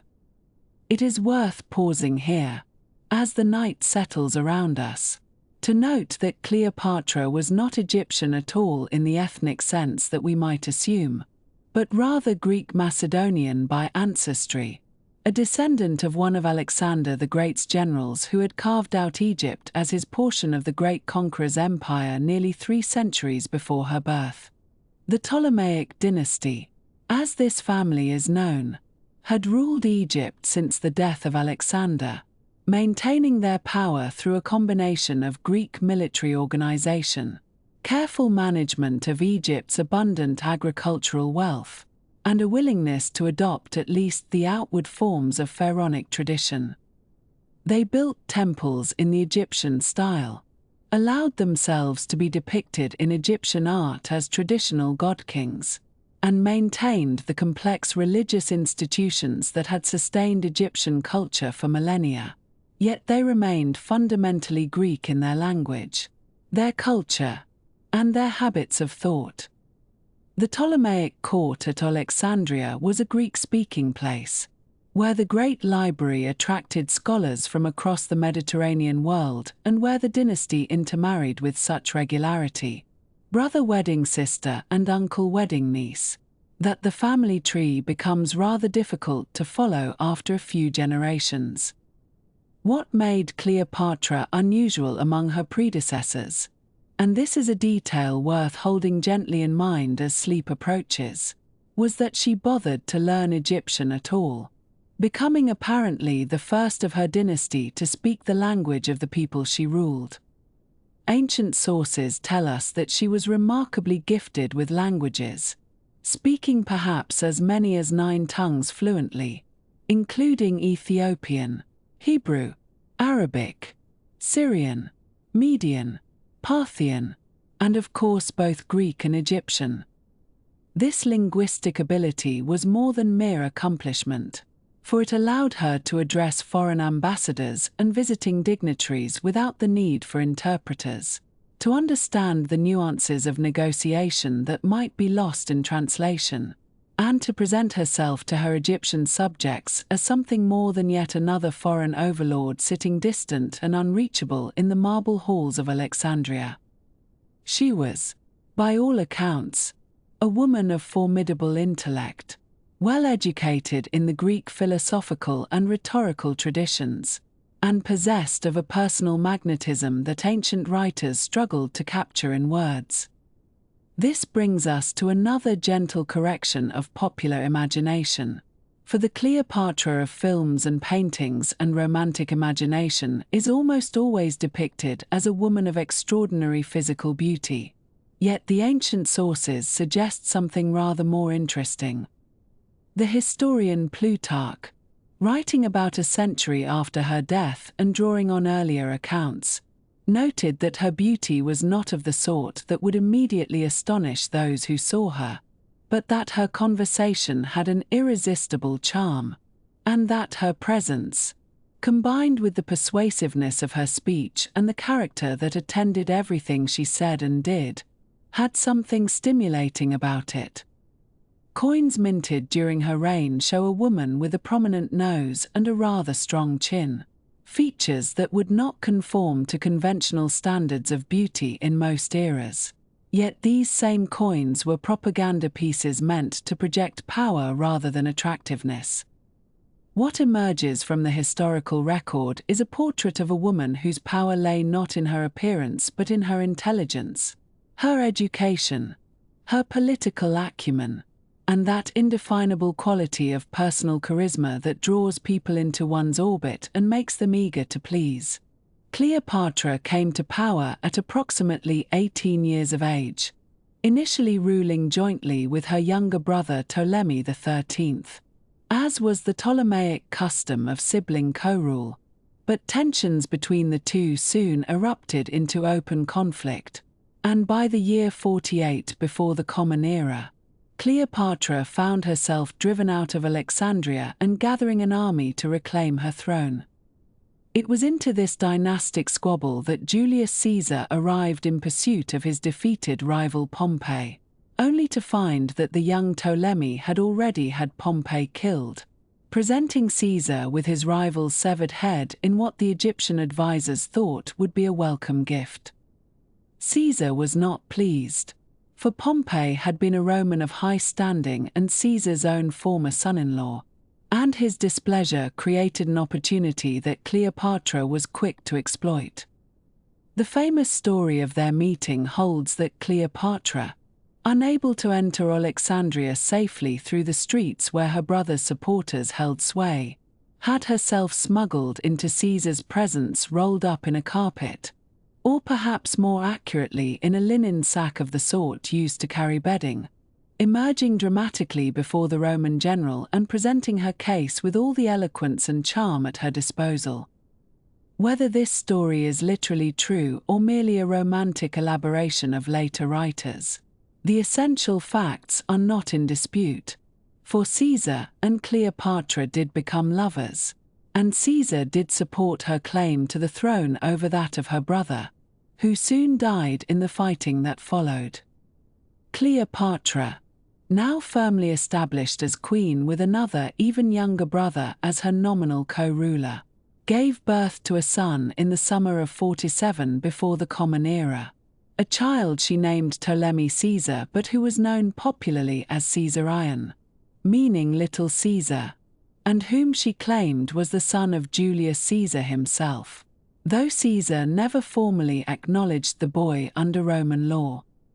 The years that followed were relatively stable ones for Egypt under Cleopatra's rule, though the wider Mediterranean world was convulsed by the civil wars that followed Caesar's assassination in March of 44 before the Common Era. Cleopatra had visited Rome during this period,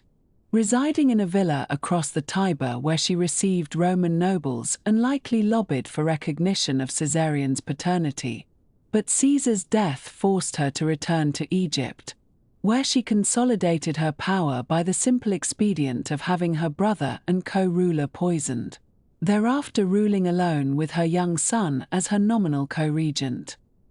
Egypt was wealthy. Egypt controlled the grain that fed Rome's hungry masses, and Egypt's queen was keenly aware that her kingdom's survival depended on navigating the treacherous currents of Roman politics with extraordinary care. It was in the year 41 before the Common Era that Mark Antony, one of the three men who had divided control of the Roman world among themselves following Caesar's death, summoned Cleopatra to meet him at the city of Tarsus in what is now southern Turkey. The meeting was ostensibly to discuss Egypt's role in the coming campaigns against the Parthian Empire to the east, but it became something more personal when Cleopatra arrived in a manner calculated to overwhelm the senses, sailing up the river in a barge with gilded stern and purple sails, rowed by oars of silver that dipped and rose in time to music of flutes and pipes, while she herself reclined beneath a canopy of gold cloth, dressed as the goddess Venus, attended by beautiful children costumed as cupids. The display was pure theatre, a demonstration of Egypt's wealth and its queen's understanding of how to make an impression, and Antony was thoroughly impressed, beginning a relationship that would last until their deaths a decade later. The romance of Antony and Cleopatra, which has inspired poets and playwrights for 2 millennia, was also a political alliance of considerable strategic importance, for Antony needed Egypt's wealth to fund his military campaigns, while Cleopatra needed Roman military support to secure her kingdom against potential rivals. Together they lived in extraordinary luxury at Alexandria, feasting and entertaining themselves with an extravagance that scandalized even Romans accustomed to considerable excess. One famous story, which may or may not be literally true but which captures something of their reputation, holds that Cleopatra once wagered Antony that she could spend 10 million sesterces on a single banquet, and won the bet by dissolving in vinegar one of her pearl earrings, an ornament said to be worth that entire sum, and drinking the resulting liquid. Pearls do dissolve in vinegar, though the chemistry suggests this would take rather longer than a single evening, so perhaps the story has been improved somewhat in the telling, yet it speaks to the perception of their court as a place of almost unimaginable wealth and indulgence. They had 3 children together, the twins Alexander Aelios and Cleopatra Selene, born in the year 40 before the Common Era, and a younger son named Ptolemy Philadelphus, born 3 years later. Antony acknowledged these children as his own and in a grand ceremony in Alexandria distributed kingdoms and territories among them, giving them titles to lands that were not actually his to give, for many of these territories remained within the Roman sphere of influence or were outright Roman possessions. This ceremony, known to history as the Donations of Alexandria, was seized upon by Octavian, the young heir of Julius Caesar who controlled the western half of the Roman world, as proof that Antony had abandoned Roman values and become a puppet of the Egyptian queen, giving away Roman patrimony to foreign children while neglecting his legitimate Roman wife, who happened to be Octavian's own sister. The propaganda war between Octavian and Antony escalated throughout the late 30s before the Common Era, until open warfare became inevitable. The decisive confrontation came at the Battle of Actium on the 2nd of September in the year 31 before the Common Era, a naval engagement fought in the waters off the western coast of Greece. Antony and Cleopatra had assembled a substantial fleet, though many of their ships were larger and less maneuverable than the lighter vessels commanded by Octavian's Admiral Agrippa, and their army and navy had been weakened by defections and disease during the months of waiting before the battle. What happened during the fighting itself remains somewhat mysterious. For at a crucial moment Cleopatra's squadron of 60 ships raised their sails and fled through a gap in the enemy line. And Antony, seeing this, abandoned his own flagship and followed her, leaving the rest of their fleet to destruction or capture. Whether this retreat was prearranged, a desperate escape when the battle turned against them, or something else entirely, historians have debated for centuries without reaching consensus. What is certain is that Antony and Cleopatra returned to Egypt with their cause essentially lost, their allies deserting them, and Octavian's forces advancing steadily eastward. The following year, as Octavian's army approached Alexandria, Antony rode out to meet the enemy but saw his remaining forces melt away without fighting, his soldiers and sailors defecting to the winning side rather than dying for a lost cause. Returning to the city and receiving a false report that Cleopatra had killed herself, Antony attempted to fall on his own sword, but the wound was not immediately fatal, and he was carried, still living, to the monument where Cleopatra had barricaded herself with her treasure and her closest attendants.